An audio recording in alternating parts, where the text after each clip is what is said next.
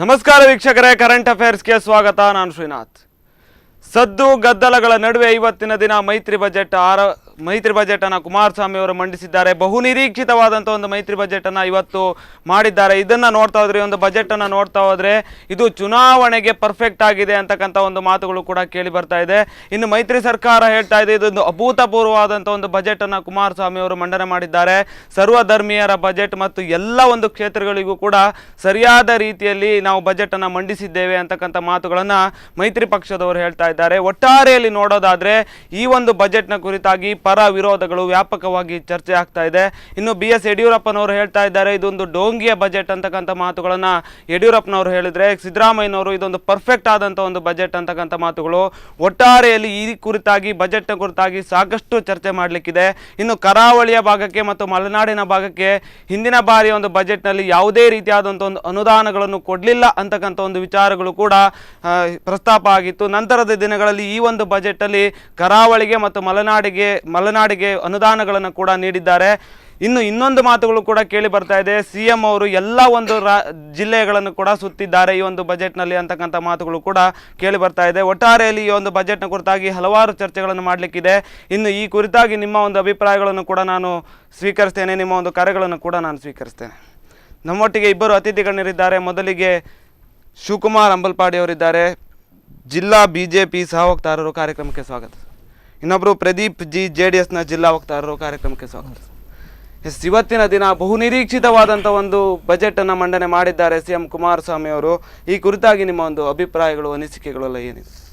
ಪ್ರಾಯಶಃ ಒಂದು ಜನಸಾಮಾನ್ಯರ ಅಂದರೆ ಜನರಿಗಾಗಿ ಒಂದು ಬಜೆಟ್ ಮಂಡಿಸಬೇಕು ಅಂದರೆ ಯಾವ ರೀತಿಯಲ್ಲಿ ಮಂಡಿಸಬೇಕು ಅನ್ನೋದಕ್ಕೆ ಇವತ್ತು ಪ್ರಾಯಶಃ ಕುಮಾರಸ್ವಾಮಿ ಅವರು ಅದಕ್ಕೆ ಸರಿಯಾದ ರೀತಿಯಲ್ಲಿ ಒಂದು ಉತ್ತರವನ್ನು ಕೊಟ್ಟಿದ್ದಾರೆ. ಯಾಕಂತ ಹೇಳಿದರೆ ಎಲ್ಲ ವರ್ಗದ, ನೀವೇ ಹೇಳಿದಾಗೆ ಪ್ರತಿ ಎಲ್ಲ ವರ್ಗದ ಜನರಿಗೆ, ಜನಸಾಮಾನ್ಯರು ಹಿಡ್ಕೊಂಡು ಕೆಳ ಬಡತನದ ವರ್ಗದ ಎಲ್ಲರಿಗೂ ಕೂಡ ಒಂದು ಸರಿದೂಗಿಸುವಂತಹ ಒಂದು ಬಜೆಟನ್ನು ಸನ್ಮಾನ್ಯ ಕುಮಾರಸ್ವಾಮಿ ಅವರು ಇವತ್ತು ನೀಡಿದ್ದಾರೆ. ಪ್ರತಿಯೊಂದು ನೀವು ಬೇಕಾದರೆ ಯಾವುದೇ ನೀವೇ ಹೇಳಿದ ಎಲ್ಲ ಜಿಲ್ಲೆಗಳನ್ನು ತಿರುಗಿದಂಥ ರೀತಿಯಲ್ಲಿತ್ತು ಅಂತ ಹೇಳಿದ್ರಿ.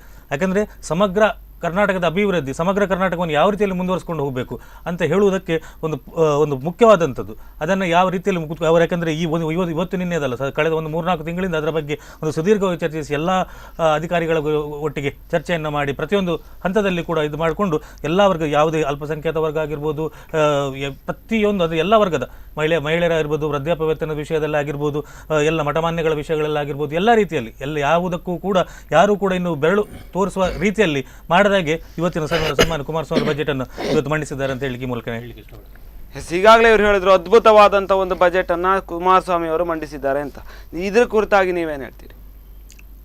ಈಗ ರಾಜ್ಯದಲ್ಲಿರುವಂಥ JDS ಕಾಂಗ್ರೆಸ್ ಸಮ್ಮಿಶ್ರ ಸರ್ಕಾರ, ಒಂದು ಸರ್ಕಾರವೇ ಒಂದು ಅಸ್ಥಿರತೆಯನ್ನು ಕಾಡ್ತಾ ಇರುವಂಥ ಈ ಸಂದರ್ಭದಲ್ಲಿ ಇನ್ನು ಕೆಲವೇ ತಿಂಗಳುಗಳಲ್ಲಿ ಸಂಸತ್ ಚುನಾವಣೆ ಬರ್ತದೆ. ಸೊ ಅಸ್ಥಿರತೆಯಲ್ಲಿರುವಂಥ ಸರ್ಕಾರ ಸಂಸತ್ ಚುನಾವಣೆಯನ್ನು ದೃಷ್ಟಿಯಲ್ಲಿ ಇಟ್ಟುಕೊಂಡು ಒಂದು ಘೋಷಣೆ ಮಾಡಿದಂಥ ಒಂದು ಬಜೆಟ್ ಅಂತ ಹೇಳಲಿಕ್ಕೆ ನಾನು ಇಚ್ಛೆ ಪಡ್ತೇನೆ. ವಿಶೇಷವಾಗಿ ಹೇಳಿದ್ರೆ ಕರಾವಳಿ ಪ್ರದೇಶವನ್ನು ಸಂಪೂರ್ಣವಾಗಿ ನಿರ್ಲಕ್ಷಿಸಲಾಗಿದೆ. ಕರಾವಳಿ ವಲಯ ಉದಾಹರಣೆ ಹೇಗೆ ಹೇಳುವುದಿದ್ರೆ, ಬಹುಗ್ರಾಮ ಕುಡಿಯುವ ನೀರಿನ ಯೋಜನೆ. ಇಲ್ಲಿ ಸಾಧಾರಣವಾಗಿ ನಾವು ಮಾರ್ಚ್, ಏಪ್ರಿಲ್, ಮೇ 3 ತಿಂಗಳಲ್ಲಿ, ಜೂನ್ ತನಕ ಕೆಲವು ಕುಡಿಯುವ ನೀರಿನ ಅಭಾವ ಇರ್ತದೆ.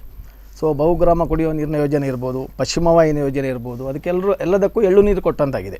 ಇವತ್ತು ಬ್ರಹ್ಮಾವರ ಸಕ್ಕರೆ ಕಾರ್ಖಾನೆ ಪುನಶ್ಚೇತನದ ಬಗ್ಗೆ, ಅದರ ಬಗ್ಗೆ ಚಕ್ರ ಎತ್ತಲಿಲ್ಲ.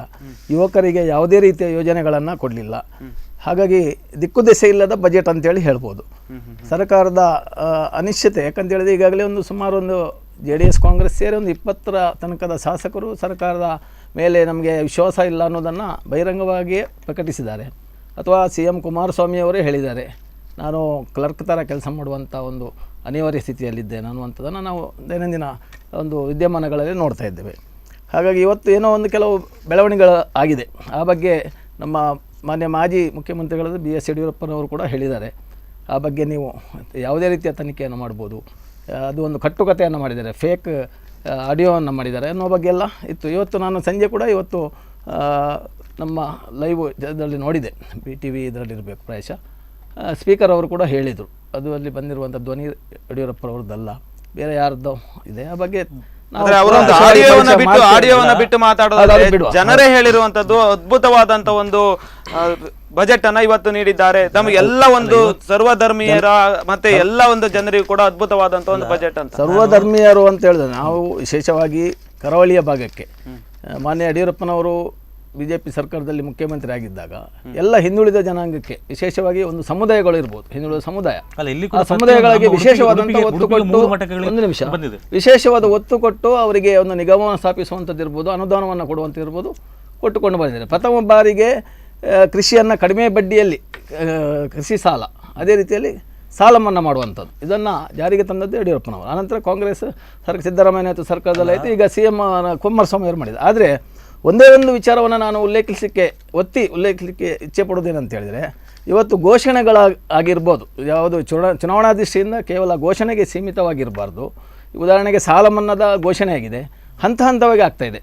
ಈಗ ಸಾಲ ಮನ್ನಾದ ಬಗ್ಗೆ ಇಲ್ಲಿ 1,000 ವಿಚಾರವಾಗಿ ನಾನು ಮತ್ತೆ ಮಾತಾಡ್ತೀನಿ. ಹೌದು, ಅದರ ಬಗ್ಗೆ ಹೇಳಿದ್ರು ಕೂಡ ಅದು ಹಂತ ಹಂತವಾಗಿರಬಾರ್ದು, ನಿರ್ದಿಷ್ಟವಾಗಿರ್ಬೇಕು. ಅದು ಜುಲೈ ತನಕ ಟೈಮ್ ತಗೊಂಡಿದ್ದಾರೆ. ಹಾಗಾಗಿ ಹಿಂದೆ ಆಗಲಿಲ್ಲ, ಅದು ಯಡಿಯೂರಪ್ಪರ ಸಮಯ ಇರ್ಬೋದು ಅಥವಾ ಸಿದ್ದರಾಮಯ್ಯ ಅವರ ಸಮಯ ಏಕ ಕಂತಿನಲ್ಲಿ ಅದು ಆಗಿದೆ. ಚುನಾವಣೆ ವಿಚಾರ ಸಾಲ ಮನ್ನಾದ ವಿಚಾರವಾಗಿ ಮತ್ತೆ ಮಾತಾಡ್ತಾನೆ. ಈಗಾಗಲೇ ಅವರು ಹೇಳಿದ್ರು ಕರಾವಳಿಗೆ ಯಾವುದೇ ರೀತಿಯಾದಂತ ಒಂದು ವ್ಯವಸ್ಥಿತವಾದಂತ ಒಂದು ಯೋಜನೆಯನ್ನು ಕೊಡ್ಲಿಲ್ಲ. ಅಂದ್ರೆ ಬ್ರಹ್ಮಾವರದ ಒಂದು ಸಕ್ಕರೆ ಕಾರ್ಖಾನೆ ವಿಚಾರವಾಗಿ ಪ್ರಸ್ತಾಪವನ್ನ ಮಾಡ್ತಾರೆ ಅಂತಕ್ಕಂಥ ಎಲ್ಲ ಒಂದು ನಿರೀಕ್ಷೆಗಳು ಇತ್ತು, ಅದರ ಬಗ್ಗೆ ಚಕಾರವನ್ನ ಎತ್ತಲಿಲ್ಲ.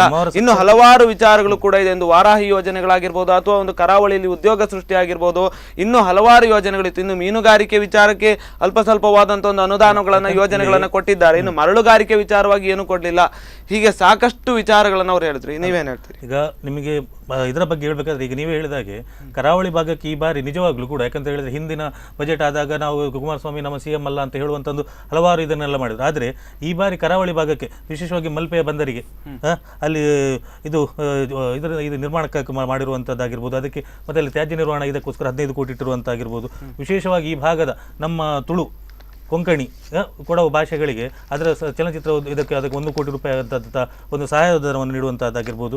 ಉಡುಪಿ ಜಿಲ್ಲೆಯಲ್ಲಿ ಇವರು ಒಂದು ದಯವಿಟ್ಟು ನಾನು ಅಲ್ಲಿಗೆ ಹೊರಡ್ತಿದ್ದೆ, ದಯವಿಟ್ಟು ನೋಡಿ. ವಿಶೇಷವಾಗಿ ಕುಡಿಯುವ ನೀರು ಮತ್ತು ಇಲ್ಲಿ ಯಾವುದು ನಮ್ಮ ನೀರಿನ ಒಂದು ಸಾಂದ್ರತೆಯನ್ನು ಜಾಸ್ತಿ ಮಾಡುವ ನಿಟ್ಟಿನಲ್ಲಿ ಅಲ್ಲಿ ನೋಡಿ, ಇಲ್ಲಿ ಹೇಳ್ತೇನೆ ನಿಮಗೆ, ಕೆರೆಗಳನ್ನು ಉಂಟಲ್ಲ ಅಭಿವೃದ್ಧಿ ಪಡಿಸಲಿಕ್ಕೆ ಇವತ್ತು ಉಡುಪಿ ಜಿಲ್ಲೆಗೆ 40 ಕೋಟಿ ರೂಪಾಯಿಗಳನ್ನು ವಿಶೇಷವಾಗಿ ಇದನ್ನು ಮಾಡಿಟ್ಟಿದ್ದಾರೆ. ಸ್ವಲ್ಪ ನನ್ನ ಬಿಡಿ, ನಾನು ಮಾತಾಡ್ಕೊಳ್ತೇನೆ. ನೋಡಿ, ಕುಡಿಯುವ ನೀರಿನ ಇದಕ್ಕೆ ಉಂಟಲ್ಲ, ಈಗಾಗಲೇ ವಾರಾಹಿಯಿಂದ ನಾವು ಆ ಯೋಜನೆ ಹಿಂದಿನ ಸರ್ಕಾರದಲ್ಲಿ ಬಂದು ಅದ್ರ ಕಾರ್ಯಕ್ರಮಗಳು ಆಗ್ತಾ ಉಂಟು, ಆಗ್ತಾ ಉಂಟು. ಯಾಕಂದ್ರೆ ಈಗ ಕಾರ್ಯಕ್ರಮಗಳು ಒಂದು ಕಂಪ್ಲೀಟ್ ಆದ ಕೂಡಲೇ ಅದು ಮುಂದುವರಿಸಿಕೊಂಡು ಹೋಗುವಂತದ್ದು. ಯಾಕಂತ ಹೇಳಿದ್ರೆ ಅಲ್ಲಿ ಅಲ್ಲಿ ಸುಮ್ಮನೆ ಇದು ಮಾಡ್ಕೊಂಡು ಹೋಗುವಂತದ್ದಲ್ಲ. ಆದ್ರೆ ಈ ಬಾರಿ ಅದಕ್ಕೋಸ್ಕರ ನಾನು ಅದನ್ನು ನಿಮ್ಗೆ ಹೇಳಿಕ್ಕೆ ಇಷ್ಟಪಡೋದು. ಈಗ ಅಲ್ಲಿ ಹಿಂದೆ ಏನು ಆಗಿತ್ತು ಅದು ಆ ಕಾರ್ಯಕ್ರಮಗಳು ಹೇಗೆ ಮುಂದುವರಿಸಿಕೊಂಡು ಹೋಗ್ತಾ ಉಂಟು. ಅಲ್ಲಿ ಯಾವ ಕಾರ್ಯಕ್ರಮಗಳು ನಿಲ್ಲಿಸಿಕೊಂಡು ಹೋಗ್ಲಿಲ್ಲ. ಯಾಕಂದ್ರೆ ಈಗ ಅದಕ್ಕೆ ಅದು ದೊಡ್ಡ ಕಳೆದ ಬಜೆಟ್ ಅಲ್ಲಿ ಅದಕ್ಕೆ ದೊಡ್ಡ ಒಂದು ಅಮೌಂಟ್ ಇದಾಗಿತ್ತು. ಆಗಿರುವಾಗ ಈಗ ಅದೇ ಯಾಕಂದ್ರೆ ಇಲ್ಲಿ ಕೆರೆಗಳು ತುಂಬಿದ್ರೆ, ಯಾಕಂದ್ರೆ ಇಲ್ಲಿದೆ ಎಲ್ಲ ಒಂದು ನೀರಾವರಿಯ ಸಮಸ್ಯೆಗಳಾಗಿರ್ಬೋದು ಎಲ್ಲ. ಯಾಕಂದ್ರೆ ಹೇಳಿದ್ರೆ ಈ ಬಾರಿ ವಿಶೇಷವಾಗಿ ಮತ್ತೆ ಇನ್ನೊಂದು ಕೆರೆಗಳ ಬಗ್ಗೆ ನಾವು ಕೇಳಿದ್ದೇವೆ. ಹೆಚ್ಚಾಗಿ ಬಜೆಟ್ ಅಲ್ಲಿ ಬಂದಿರೋದೇ ಅದು. ಸಾಧಾರಣ ಒಂದು 50 ಬಾರಿ ವಿಶೇಷವಾಗಿ ಕರಾವಳಿ ಭಾಗದಲ್ಲಿ ಅದರದ್ದಿಲ್ಲ. ಆದ್ರೆ ಒಂದು ವಿಚಾರ, ಬ್ರಹ್ಮಾವರದ ಒಂದು ಸರ್ಕಾರಿ ಪಶ್ಚಿಮ ವಾಹಿನಿ ನೋಡಿ ಇವತ್ತಿನ ನಮ್ಮ ಸರ್ಕಾರ ಮುಖ್ಯವಾಗಿ ಪ್ರವಾಸೋದ್ಯಮ ಚಕಾರ ಇಲ್ಲ. ದಯವಿಟ್ಟು ನನಗೊಂದು ವಿಷಯ ಮಾತಾಡಲಿಕ್ಕೆ ಹೇಳಿ. ದಯವಿಟ್ಟು ವಿಶೇಷವಾಗಿ ನಮ್ಮ ಕರ್ನಾಟಕ ರಾಜ್ಯದಲ್ಲಿ ರೈತರ ಸಮಸ್ಯೆಗಳನ್ನು ನಾವು ಹಲವಾರು ವರ್ಷಗಳಿಂದ ನೋಡ್ಕೊಂಡು ಬಂದಿದ್ದದ್ದು. ಹಾಗಾಗಿ ಸನ್ಮಾನ್ಯ ಕುಮಾರಸ್ವಾಮಿ ಅವರು ರೈತರ ಸಾಲ ಮನ್ನಾದಂಥ ಒಂದು ದೊಡ್ಡ ದಿಟ್ಟ ಹೆಜ್ಜೆಯನ್ನು ಇಟ್ಟಾಗ ರೈತರ ಸಾಲ ಮನ್ನಾ ಮಾಡಿದರೆ ಸಾಕು, ಮತ್ತೆ ಬೇರೆ ಯಾವುದು ಬೇಡ ಅಂತ ಅವರಿಗೆ ಸಾಕಾಗುವುದಿಲ್ಲ ಅಂತ ಹೇಳುವಾಗ ಅದಕ್ಕೆ ಯಾವ ರೀತಿಯಲ್ಲಿ ಪರಿಕರಗಳನ್ನು ನಾವು ಒದಗಿಸಬೇಕು. ಹೀಗೆ ಕೆರೆಗಳನ್ನು ತುಂಬುವುದರಿಂದ ನಮ್ಮ ಅಂತರ್ಜಲ ಜಾಸ್ತಿ ಆಗುವುದರಿಂದ ಅವರ ಕೃಷಿ ಕಾರ್ಯಕ್ರಮಗಳಿಗೆ ಉತ್ತಮವಾಗುತ್ತದೆ. ಅದೇ ರೀತಿಯಲ್ಲಿ ಈ ಬಾರಿ ಅವರು ಇಸ್ರೇಲ್ ಮಾದರಿಯ ಒಂದು ಏನು ಕೃಷಿ ಕಾರ್ಯಕ್ರಮಕ್ಕೆ 450 ಕೋಟಿಗಳನ್ನು ಮೀಸಲಾಗಿಟ್ಟಿದ್ದಾರೆ. ಅಂದರೆ ಮುಂದೆ ಯಾವುದೇ ಜಿಲ್ಲೆ, ಈಗ ನಮ್ಮ ಕರಾವಳಿ ಭಾಗದಲ್ಲಿ ಯಾರು ರೈತರೇ ಇಲ್ಲ ಅಂತ ಹೇಳುವಂತಿಲ್ಲ, ಇಲ್ಲಿ ಕೂಡ ಎಲ್ಲ ಕಡೆ. ಯಾಕಂದ್ರೆ ಇಲ್ಲಿ ಸ್ವಲ್ಪ ಸಂಖ್ಯೆ ಕಡಿಮೆ ಇರಬಹುದು ಅಂತ ಹೇಳಿದ ಕೂಡಲೇ ನಾವು ಎಲ್ಲ ಬೇರೆ ಕಡೆ ನಾವು ಇದು ಮಾಡುವಂಥದ್ದಲ್ಲ. ಅಂದ್ರೆ ಒಟ್ಟಾರೆಯಾಗಿ ಕೆರೆಗಳನ್ನು ಅಭಿವೃದ್ಧಿ ಪಡಿಸುವುದರಿಂದ ಅಂತರ್ಜಲ ಹೆಚ್ಚಾಗ್ತದೆ. ಅಂತರ್ಜಲ ಹೆಚ್ಚಾದ ಕಾರಣ ಅವರು, ಯಾಕಂದ್ರೆ ಈ ಬರಗಾಲ, ಹೆಚ್ಚಿನ ಬರಗಾಲ ದಯವಿಟ್ಟು ತಡ್ಕೊಳ್ಳಿ, ನಮಗೆ ಅದನ್ನು ಇದು ಮಾಡ್ಕೊಳ್ಳಿಕ್ಕೆ ಸಾಧ್ಯ ಆಗ್ತದೆ. ಹಾಗಿರುವಾಗ ಆ ನಿಟ್ಟಿನಲ್ಲಿ ನೀರಾವರಿ ಕಾರ್ಯಕ್ರಮಗಳನ್ನು ಇವರು ಇವರು ಹೇಳಿದ್ರು, ಸನ್ಮಾನ್ಯ ಯಡಿಯೂರಪ್ಪನವರು ಯಾವುದೇ ಏನು ಹೇಳಿ, ಆದರೆ ಅವರದ್ದೇ ತಾಲೂಕಿಗೆ ಕೆರೆ ಇದಕ್ಕೋಸ್ಕರ ಶಿಕಾರಿಪುರ ತಾಲೂಕಿಗೆ 200 ಕೋಟಿ ಅನುದಾನ ಬಿಡುಗಡೆ ಮಾಡಿದೆ. ಮತ್ತು ಒಟ್ಟಾರೆಯಾಗಿ ಅವರ ತಾಲೂಕಿಗೆ 300 ಕೋಟಿ ಅನುದಾನ ಬಿಡುಗಡೆ. ಹಾಗಂತ ಹೇಳಿ ನಾವು ತಾರತಮ್ಯ ಮಾಡುವಂತದ್ದಲ್ಲ, ತಾರತಮ್ಯ ಮಾಡುವಂತ ಎಲ್ಲ ಜಿಲ್ಲೆ ಅಂತ ಎಲ್ಲದಕ್ಕೂ ಕೂಡ ನಾವು ಸರಿಸಮಾನವಾಗಿ ಅಪವಾದ ಇತ್ತು 2-3 ಜಿಲ್ಲೆಗಳ ಮುಖ್ಯಮಂತ್ರಿ ಅನ್ನುವ ರೀತಿ ಹೇಳಿದ್ರು. ಅಂದ್ರೆ ಕರಾವಳಿಗೂ ಕೂಡ ಸಾಕಷ್ಟು ಅನುದಾನವನ್ನು ಕೊಟ್ಟಿದ್ದಾರೆ ಅಂತ ನೀವು ಹೇಳ್ತಾ ಇದ್ದೀರಿ.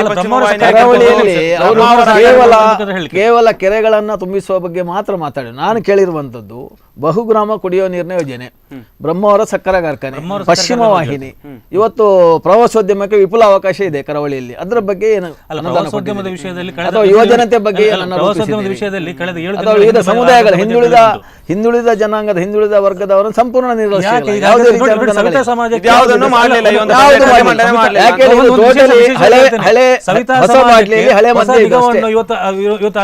ಸಮಾಜಕ್ಕೆ ಅವರ ಬಹುಕಾಲದ ಬೇಡಿಕೆ ಸಮಾಜಗಳಿದ್ದಾವೆ. ಒಂದೊಂದೇ ಸಮಾಜದ ಬಗ್ಗೆ ಹೇಳಿ. ಸವಿತಾ ಸಮಾಜದ ಬಗ್ಗೆ ಹಲವಾರು ವರ್ಷಗಳಿಂದ ಒಂದು ಅವರದೊಂದು ಇದಿತ್ತು, ಅವ್ರು ನಮಗೊಂದು ನಿಗಮ ಆಗ್ಬೇಕಂತ ಹೇಳಿ ಅದನ್ನು ಇವತ್ತು ಕುಮಾರಸ್ವಾಮಿ ಅದನ್ನ ಇವತ್ತು ನಿಗಮನೆಲ್ಲ ಸ್ಥಾಪನೆಯನ್ನು ಮಾಡಿದ್ದಾರೆ. ಅಂದ್ರೆ ಎಲ್ಲಾ ವರ್ಗದ ಜನರಿಗೆ ಕೂಡ ಯಾವ ರೀತಿಯಲ್ಲಿ ಇದು ಮಾಡಬೇಕು. ನಾವು ಪ್ರಾಯಶಃ ನೀವು ಅವರ ಮಾತಿನಲ್ಲಿ ನಾನು ಕೇಳಿದ ಮಟ್ಟಿಗೆ ಎಲ್ಲ ಒಂದು ಪ್ರತಿಯೊಂದು ಜನಾಂಗದ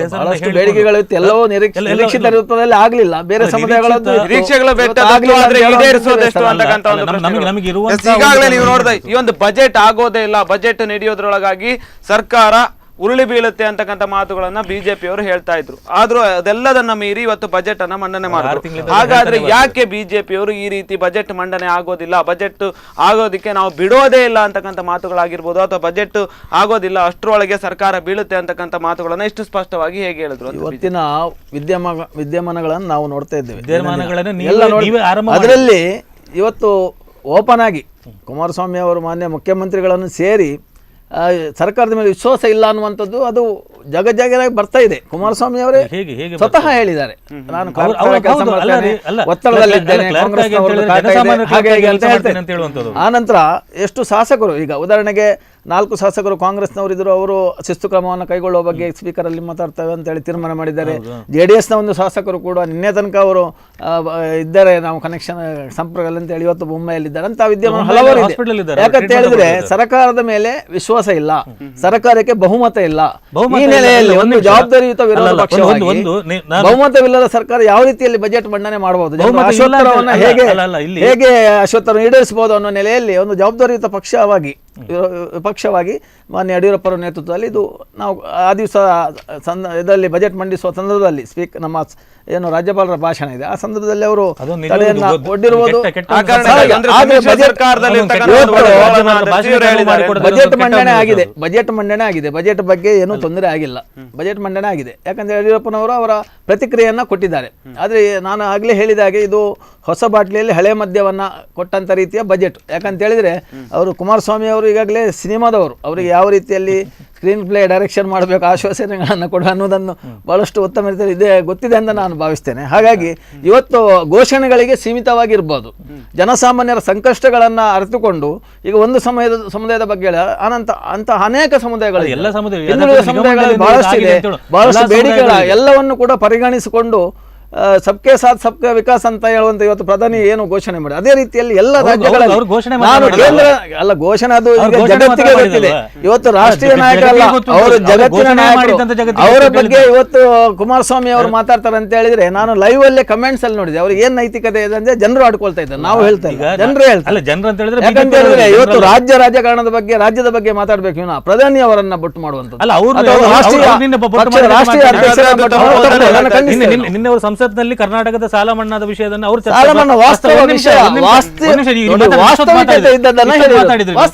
ಮಾತಾಡಿದ್ರಲ್ಲ. ಅಲ್ಲ ಸ್ವಲ್ಪ ಏನ್ ಗೊತ್ತಾ, ನಿಮ್ಮ ಎಷ್ಟೆಲ್ಲ ಮಾತಾಡಿದ ಒಂದು ಈಗ ಇವರು ಹೇಳಿದ್ರು ಯಾವುದು ಬಜೆಟ್ ಮಂಡನೆ, ನೀವು ಹೇಳಿದ ಕ್ವಶನಿಗೆ ಪ್ರಾಯಶಃ ಕಳೆದ 6-7 ತಿಂಗಳಿಂದ ನಮ್ಮ ಸರ್ಕಾರ ಆಡಳಿತಕ್ಕೆ ಬಂದ ನಂತರದಿಂದ ಭಾರತೀಯ ಜನತಾ ಪಕ್ಷ ಒಂದು ಒಂದು ರೀತಿಯ ಒಂದು ಇದಕ್ಕೆ ಹೋಗಿದೆ. ಯಾಕಂತ ಹೇಳಿದ್ರೆ ಅವರಿಗೆ ಇದನ್ನು ನೋಡಿ ತಡ್ಕೊಳ್ಳಿಕ್ಕೆ ಆಗ್ತಾ ಇಲ್ಲ. ಪ್ರತಿ ಸಲ ಒಂದು ನಿಮಿಷ ದಯವಿಟ್ಟು ನೀವು ನಿಮ್ಮ ಚಿಂತನೆ ನಿಮ್ಮ ದೃಷ್ಟಿಕೋನ ಯಾಕಂತ ಹೇಳಿದ್ರೆ ಅವರು ಅದು ನಾನು ಅದಕ್ಕೆ ಹೇಳ್ತೇನೆ. ಯಾಕಂತ ಹೇಳಿದ್ರೆ ಅವರಿಗೆ ಈ ರಾಜ್ಯದಲ್ಲಿ ಒಂದು ಸುಭದ್ರ ಸರ್ಕಾರ ಆಗುವಂತದ್ದು ಅವರಿಗೆ ಅಗತ್ಯ ಇಲ್ಲ. ಅವರಿಗೆ ಯಾವಾಗಲೂ ಕೂಡ ದಯವಿಟ್ಟು ನೀವು ಮಾತಾಡಲಿ. ಡಂಬರಾಟವನ್ನ ಇವರು ಸೃಷ್ಟಿ ಮಾಡ್ತಾರೆ, ಡಂಬರಾಟವನ್ನು ಇವರೇ ಸೃಷ್ಟಿ ಮಾಡ್ತಾರೆ. ಯಾವುದೋ ಒಂದು ಟಿವಿಯಲ್ಲಿ 23ಕ್ಕೆ ಯಡಿಯೂರಪ್ಪನವರ ಪ್ರಮಾಣ ವಚನ ಅಂತ ಹೇಳ್ಕೊಂಡು ಇದು ಮಾಡುವಂತದ್ದು ಕೆಲ ಚಾನೆಲ್ ಯಾಕೆ ನೋಡಿ ಅವರ ಮಾತನ್ನ ಸಂಪೂರ್ಣವಾಗಿ ನನಗೆ ಮಾತಾಡ್ಲಿಕ್ಕೆ ಅವಕಾಶ ಕೊಡ್ಬೇಕು. ಯಾಕಂದ್ರೆ ಈಗ ಆ ರೀತಿಯಲ್ಲಿ ಅಂದ್ರೆ ಇವರ ಅಜೆಂಡಾ ಅಂತ ಹೇಳಿದ್ರೆ ಏನಂತ ಹೇಳಿದ್ರೆ ಈ ರೀತಿಯ ಒಂದು ಗೊಂದಲಗಳನ್ನು ಸೃಷ್ಟಿಸಿ ಜನಸಾಮಾನ್ಯರಲ್ಲಿ ಈ ಸರ್ಕಾರ ಕೆಲಸ ಮಾಡ್ತಾ ಇಲ್ಲ ಅಂತ ಹೇಳಬೇಕು ಅನ್ನುವಂಥದ್ದು. ದಯವಿಟ್ಟು ಸ್ವಾಮಿ ದಯವಿಟ್ಟು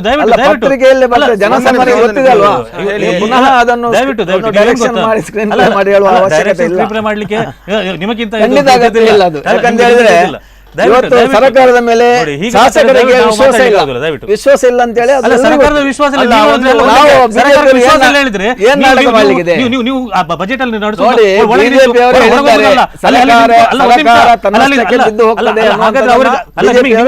ನಿಮಗೆ ತಾಕತ್ತಿದ್ರೆ ವಿಶ್ವಾಸವನ್ನು ಮಾಡಬೇಕಿತ್ತು.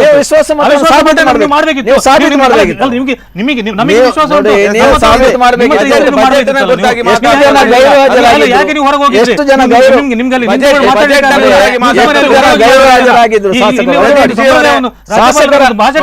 ಬಹುಮತ ಇಲ್ಲದೆ ನೀವು ಬಜೆಟ್ ಅನ್ನು ಮಾಡಿದಿರಿ. ಅಲ್ಲ ಅದು ನೀವು ಮಾಡಿದೆವು ಬಹುಮತ ಇಲ್ಲ ಅಂತ ಹೇಳಿದ್ರೆ ನೀವು ಅವಿಶ್ವಾಸ ನಿರ್ಣಯವನ್ನು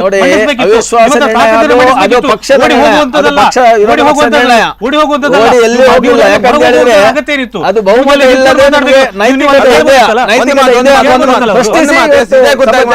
ಏನು ಅಂತಂದ್ರೆ ಇಷ್ಟೆಲ್ಲ ಒಂದು ಒಳ್ಳೆಯ ಬಜೆಟ್ ಅಂತ ಆದ್ರೆ ಯಡಿಯೂರಪ್ಪನವರು ಇದೊಂದು ಡೋಂಗಿ ಬಜೆಟ್ ಅಂತ ಯಾಕೆ ಹೇಳ್ತಾರೆ ಅಂತ ಅವರು ಡೋಂಗಿ ಎಲ್ಲ ಅಂಶ ಇದೆ.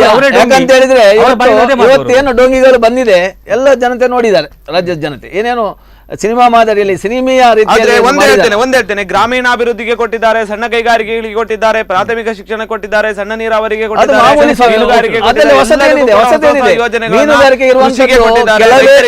ಕೆಲವು ಈ ಹಿಂದಿನ ಸರ್ಕಾರದ ಯೋಜನೆಯಲ್ಲಿ ಇತ್ತು, ಅದನ್ನೇ ಮುಂದುವರಿಸಿದ್ದಾರೆ.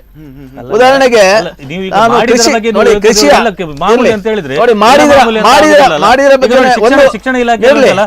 ಒಂದು ಉದಾಹರಣೆ ಕೊಡ್ತೇನೆ. ಸಿರಿಧಾನ್ಯ ಯೋಜನೆ ಅಂತ ಒಂದು ಮಾಡಿದ್ರು. 1 ಹೆಕ್ಟೇರ್ಗೆ 10,000 ರೂಪಾಯಿ ತರ. 1 ಹೆಕ್ಟೇರ್ ಅಂದ್ರೆ 2.5 ಎಕರೆ ಆಗ್ತದೆ. 2.5 ಎಕರೆ ಅಂದ್ರೆ ನಮ್ಮ ಸೆನ್ಸ್ ಲೆಕ್ಕದಲ್ಲಿ ಹೇಳುವಂಥದ್ದು 250 ಸೆನ್ಸ್. ಆಗ ಪರ್ ಸೆನ್ಸ್ ಎಷ್ಟಾಯ್ತು ಸ್ವಾಮಿ? ಕೇವಲ 40 ರೂಪಾಯಿ. ಯಾಕಂದ್ರೆ ಇಷ್ಟೊಂದು ಅದರ ಬಗ್ಗೆ ರೈತರ ಬಗ್ಗೆ ಕಾಳಜಿ ಇರುವಂತ ಸರ್ಕಾರ ಇವತ್ತು ಹೆಕ್ಟೇರ್ ಅಂದ್ರೆ ಎಂತದು ಅಥವಾ ರೈತರಿಗೆ ಅದರ ಬಗ್ಗೆ ಚಿಂತನೆ ಇಲ್ಲದೆ ಮಾಡಿದಂತ ಒಂದು ಬಜೆಟ್ ಅಂತ ಹೇಳ್ತಾರೆ. ಒಂದು ಕರೆ ಇದೆ. ಹಲೋ, ಎಲ್ಲಿಂದ ಕರೆ ಮಾಡ್ತಾ ಇದ್ದೀರಿ ಸರ್? ನಮಸ್ಕಾರ ಸರ್, ಹೇಳಿ.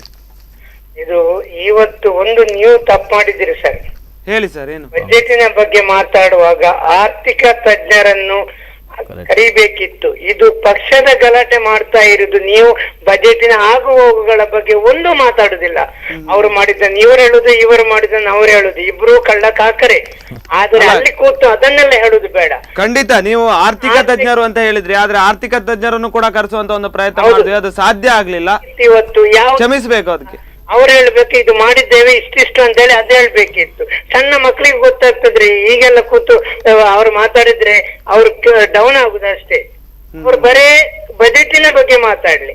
ಅವ್ರ ಬಜೆಟ್ಗೆ ಏನು ಬೇಕಿತ್ತು ಅಂತ ಹೇಳಿ. ಯಾಕಂದ್ರೆ ಅವರು ವಿರೋಧ ಪಕ್ಷದವರು. ಎಷ್ಟು ಬೇಕಿತ್ತು ಅವ್ರು ಮಾಡ್ಲಿಲ್ಲ. ಇಷ್ಟಿಷ್ಟು ನಾವು ಮಾಡಿದ್ದೇವೆ, ಈ ರೀತಿ ಆಗಿದೆ ಅದ್ ಹೇಳಿ.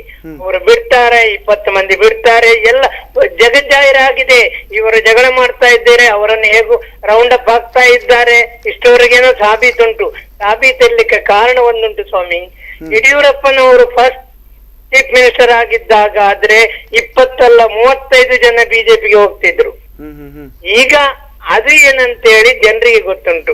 ಇಲ್ಲಿಂದ ಹೋದವರಿಗೆ ಮಿನಿಸ್ಟರ್ ಕೊಡ್ತಾರೆ, ಇವರು ಕೊಟ್ರೆ ಅವರು ಅಲ್ಲಿಂದ ಹೋಗ್ತಾರೆ. ನಾವು ಎಲ್ಲರೂ ಒಂದೇ. ಇದರಿಂದ ಅದರ ಬಗ್ಗೆ ಇದರಲ್ಲಿ ಮಾತಾಡಬಾರ್ದು. ನಿಮ್ಮ ಬಜೆಟಿನ ಬಗ್ಗೆ ಮಾತಾಡಿ. ಒಂದು ವಿಷಯ ಹೇಳಿ, ಏನಾದ್ರೂ ಆಗ್ತದ? ಬಡ ಜನರಿಗೆ ಏನು ಪ್ರಯೋಜನ? ಆ ಜಾತಿ ಈ ಜಾತಿ ಹಿಂದೆ ಹೋಗ್ಬೇಡಿ. ನಾವು ಸತ್ತದ್ದು ಅದ್ರಲ್ಲಿ.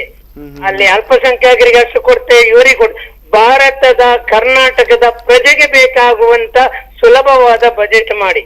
ಹ್ಮ್ ಹ್ಮ್ ಹ್ಮ್ ಒಂದು ರೂಪಾಯಿಯಲ್ಲಿ ಎಷ್ಟೆಷ್ಟು ಪೈಸಾ ಯಾರಿಗೆ ಕೊಟ್ಟಿದ್ದೇವೆ, ಯಾವುದಕ್ಕೆ ಕೊಟ್ಟಿದ್ರೆ ಆ ಲೆಕ್ಕ ಹೇಳಿ. ಬರೇ ಅಲ್ಪಸಂಖ್ಯಾತರಿಗೆ ಆಯೋಗ ಮಾಡಿದ್ದೆ, ಆಯೋಗದಲ್ಲಿ ಬಡ ಒಬ್ಬ ಬದುಕ್ತಾನಾ? ಅಲ್ಲಿ ಏನಾದ್ರೂ ಒಬ್ಬ ಸ್ಟ್ರಾಂಗ್ ಇದ್ರೆ ಒಂದು ಜಾತಿಯಲ್ಲಿ, ಅವ ನಮ್ಮ ಈ ಜಾತಿಗೆ ಒಂದು ಸೀಟ್ ಬೇಕು. ನೋಡಿ, ನಮ್ಮ ದೇಶದಲ್ಲಿ ಪ್ರಧಾನಿಗಳಾದ್ರು ರಾಷ್ಟ್ರಾಧ್ಯಕ್ಷರಾದ್ರು ಅಲ್ಪಸಂಖ್ಯಾತರಾಗ್ಲಿ ಹಿಂದುಳಿದವರು ಅಲ್ಲೇ ಇದ್ದಾರೆ. ಅವರ ಅವಧಿ ಮುಗಿಯುವವರೆ ಕುತ್ಕೊಳ್ತಾರೆ, ಹೋಗ್ತಾರೆ. ಅವಧಿ ಈಗ MP MLA ಇದ್ರೆ ಅವರ ವಿಷಯದಲ್ಲಿ ಇರ್ತಾರೆ. ಚುನಾವಣಿತರಾಗಿ ಮೇಲೆ ಹೋದ ಮೇಲೆ ಅವರ ಬಗ್ಗೆ ಆಲೋಚಿಸುವುದಿಲ್ಲ ಅವರು. ನೋಡಿ, ಒಂದು ಮಾತು ಹೇಳ್ತೇನೆ, ಹಲವು ವರ್ಷಗಳ ಹಿಂದಿನ ಮಾತು. ಯಾಯಿ ಅವರು ಮಂತ್ರಿ ಆಗಿದ್ರು. ಆಗ ಮುಸ್ಲಿಂ ಒಬ್ಬ, ಅಂದ್ರೆ ನಮ್ಗೆ ಗೊತ್ತಿದ್ದ ಹಾಗೆ ನಾನು ಇದ್ದೇನೆಂದೇಳಿ ಭಾವಿಸೋದ್ರಲ್ಲಿ, ಒಂದು ಪ್ರಯೋಜನಕ್ಕೆ ಕೇಳಿದಾಗ ಅವರ ಬಾಯಿಂದ ಬಂದ ಮಾತು, ಮುಸ್ಲಿಮ್ಸ್ಗೆ ಏನ್ ಮಾಡ್ಲಿಕ್ಕೆ ಆಗುದಿಲ್ಲ ಮಾರೆ ನಮ್ಗೆ ಅಂತ. ಹಾಗಾದರೆ ಅಲ್ಪಸಂಖ್ಯಾತರು ಯಾಕೆ ಅಲ್ಲಿ ಹೋಗ್ಬೇಕು? ಅಲ್ಪಸಂಖ್ಯಾತರಿಗೆ ಉಪಕಾರ ಮಾಡ್ಲಿಕ್ಕೆ ಆಗದಿದ್ರೆ ಬಡೇ ಭಾರತದ ಪ್ರಜೆಗಳನ್ನು ಒಳ್ಳೆ ಸತ್ಪ್ರಜೆಯನ್ನು ಆರಿಸಿ ಕಳಿಸುವ ಹಾಗೆ ಮಾಡಿ. ಯಾವುದೇ ಕೋಮ ಆಗ್ಲಿ, ಯಾವುದೇ ಏನಾಗ್ಲಿ, ನಮ್ದು ಇಷ್ಟು ಜನ ಉಂಟು ಇರ್ಲಿ, ಅವರು ಯಾರಿಗೂ ಅಂತ ರೀತಿಯಲ್ಲಿ ಕೊಡ್ಬೇಡಿ. ಆಗ ಮಾತ್ರ ಭಾರತದ ಒಳ್ಳೆಯ ರೀತಿ ಉದ್ಧಾರ ಆಗ್ತದೆ. ಇದು ಅವ ಮಾತ್ರ ಉದ್ಧಾರ ಆಗುದು, ಇವರನ್ನು ಮಂಗ ಮಾಡುದು. ಯಾವ ಕಾಮಿನಲ್ಲಿ ಇರ್ಲಿ ಅವ.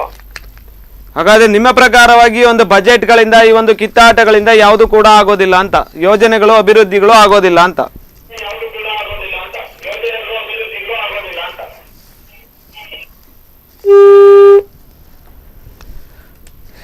ವೀಕ್ಷಕರೇ, ನೀವೇ ನೋಡ್ತಾ ಇರೋ ಹಾಗೆ ಒಂದು ಬಜೆಟ್ನ ವಿಚಾರವಾಗಿ ಮಾತಾಡ್ತಾ ಇದ್ವಿ. ಅದೇ ರೀತಿಯಲ್ಲಿ ನೋಡೋದಾದ್ರೆ ಕರಾವಳಿಗೆ ಏನೆಲ್ಲ ಒಂದು ಕುಮಾರಸ್ವಾಮಿ ಅವರು ಕೊಟ್ಟಿದ್ದಾರೆ ಅಂತಕ್ಕಂಥ ಮಾತುಗಳು, ಇನ್ನು ಅದೇ ರೀತಿಯಲ್ಲಿ ಇಡೀ ಒಂದು ಕರ್ನಾಟಕಕ್ಕೆ ಯಾವ ರೀತಿಯಾದಂಥ ಒಂದು ಬಜೆಟ್ ಅಲ್ಲಿ ಯೋಜನೆಗಳನ್ನು, ಅನುದಾನಗಳನ್ನು ಕೊಟ್ಟಿದ್ದಾರೆ ಅಂತಕ್ಕಂಥ ಮಾತುಗಳನ್ನು ಆಡ್ತಾ ಇದ್ವಿ. ಈ ಒಂದು ಕುರಿತಾಗಿ ಮತ್ತೆ ಚರ್ಚೆಯನ್ನು ಮುಂದುವರಿಸ್ತೇನೆ. ಅದಕ್ಕೂ ಮುನ್ನ ಚಿಕ್ಕದೊಂದು ವಿರಾಮ.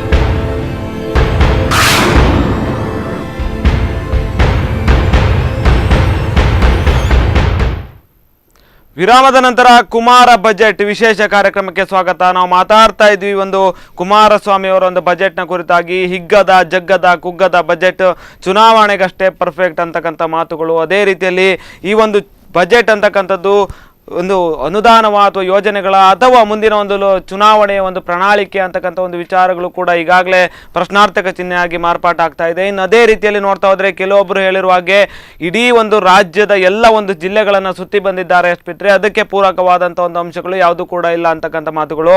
ಇನ್ನು ಜನರೇ ಹೇಳ್ತಾ ಇದ್ದಾರೆ ಇದೊಂದು ಅದ್ಭುತವಾದ ಒಂದು ಬಜೆಟ್, ಆದರೆ ಈ ಒಂದು ಬೇಡಿಕೆಗಳನ್ನು ಈಡೇರಿಸಿದರೆ ಮಾತ್ರ ಇದೊಂದು ಅದ್ಭುತವಾದ ಬಜೆಟ್ ಅಂತಕ್ಕಂಥ ಮಾತುಗಳು. ಇದೇ ಕುರಿತಾಗಿ ಮತ್ತೆ ಚರ್ಚೆಯನ್ನು ಮುಂದುವರಿಸ್ತೇನೆ. ಪ್ರದೀಪ್ ಜಿ ಅವರೇ, ಕೆಲವೊಂದೊಂದು ಮಾತುಗಳು ಕೇಳಿ ಬರ್ತಾ ಇದೆ, ಇದೊಂದು ಹಿಗ್ಗದ ಜಗ್ಗದ ಬಜೆಟ್, ಆದರೆ ಚುನಾವಣೆಗಷ್ಟೇ ಪರ್ಫೆಕ್ಟ್ ಅಂತ. ಅಂದ್ರೆ ಇದು ಚುನಾವಣೆಗೋಸ್ಕರನೇ ಮಾಡಿದಂಥ ಒಂದು ಬಜೆಟ್, ಅಲ್ಲೇ ಒಂದು ಅನುದಾನಗಳಾಗಿರ್ಬೋದು, ಯೋಜನೆಗಳಾಗಿರ್ಬೋದು, ಜನರನ್ನ ಸೆಳೆಯೋದಕ್ಕೋಸ್ಕರ ಮಾಡಿದ್ದು ಅಂತ. ಇಲ್ಲ, ಒಂದು ಕರೆ ಇದೆ. ಹಲೋ, ಎಲ್ಲಿಂದ ಕರೆ ಮಾಡ್ತಾ ಇದ್ದೀರಿ ಸರ್? ನಿಮ್ಮ ಹೆಸರು? ಹೆಸರು ಹೇಳಿ ಸರ್. ಬಜೆಟ್ನ ಕುರಿತಾಗಿ ಮಾತಾಡ್ತಾ ಇದ್ವಿ, ಹೇಳಿ. ಕಿರಣ್ ಅಂತ. ಹೇಳಿ. ಬಜೆಟ್ನ ಕುರಿತಾಗಿ ಮಾತಾಡ್ತಾ ಇದ್ವಿ, ಹೇಳಿ.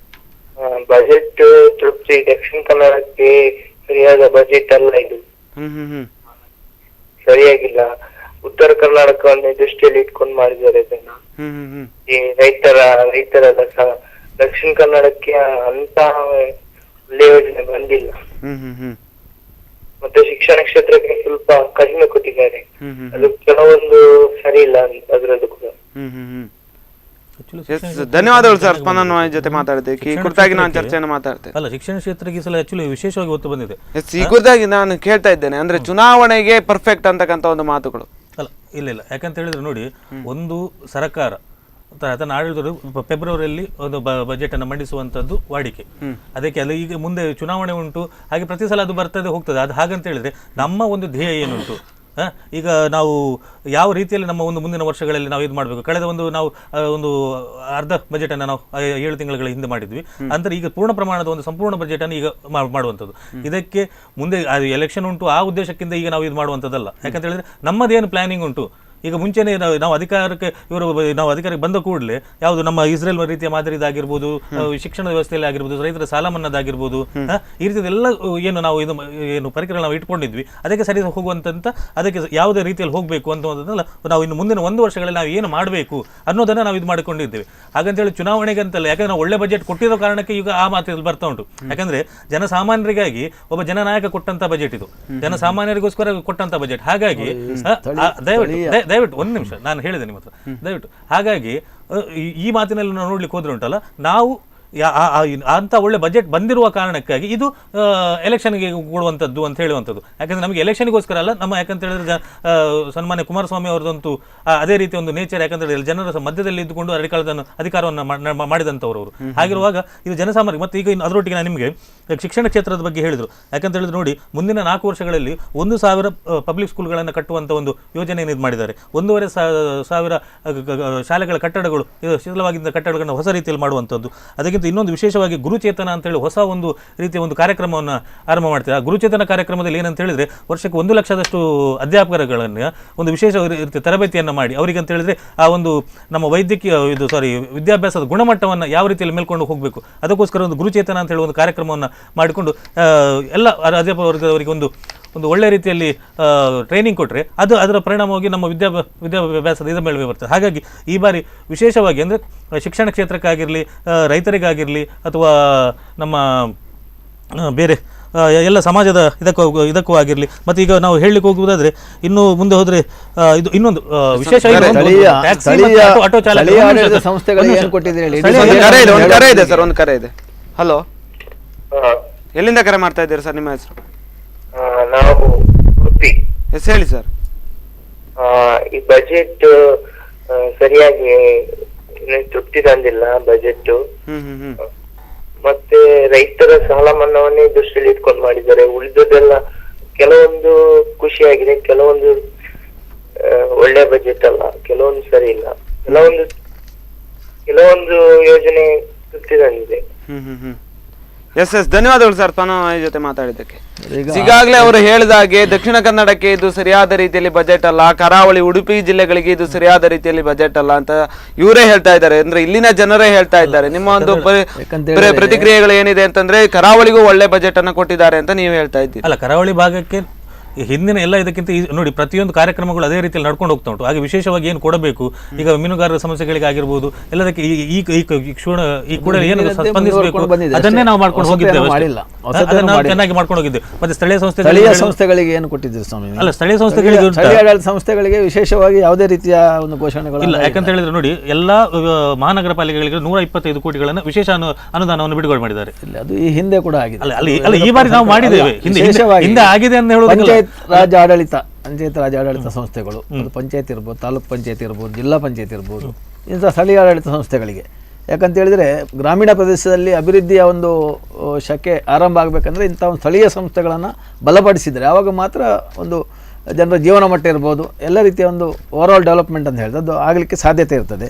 ಇನ್ನು ಒಂದು ವಿಚಾರ ಇಲ್ಲಿ ನೋಟ್ ಮಾಡಬೇಕೇನಂತ ಹೇಳಿದರೆ, ನೀವು ಏನು ನಮ್ಮ ಮುಂದಿನ ಚುನಾವಣೆಯನ್ನು ದೃಷ್ಟಿಯಲ್ಲಿ ಇಟ್ಟುಕೊಂಡು ಮಾಡಿದ ಬಜೆಟ್ ಅಲ್ಲ ಅಂತ ಹೇಳಿದ್ರು. ನಮಗೆ ಅನಿಸ್ತದೆ ಏನೋ ಒಂದು ಸರ್ಕಾರ ಸಪೋಸ್ ಉರುಳಿದ್ರೆ ಜನರ ಒಂದು ಸಿಂಪತಿಯನ್ನು ಪಡೀಲಿಕ್ಕೆ ಈ ಒಂದು ಬಜೆಟ್ ಈ ಥರ ಘೋಷಣೆಗಳು, ಭರಪೂರ ಘೋಷಣೆಗಳು ಆಗಿದೆ ಅಂತೇಳಿ ಭಾವಿಸಬೇಕಾಗ್ತದೆ. ಕೇಂದ್ರದಲ್ಲಿ ರಾಜ್ಯದಲ್ಲಿ ಎರಡೂ ಕಡೆಗಳಲ್ಲೂ ಕೂಡ ಚುನಾವಣೆಗೆ ಪರ್ಫೆಕ್ಟ್ ಆಗುವಂತ ಬಜೆಟ್ಗಳಾಗಿದೆ.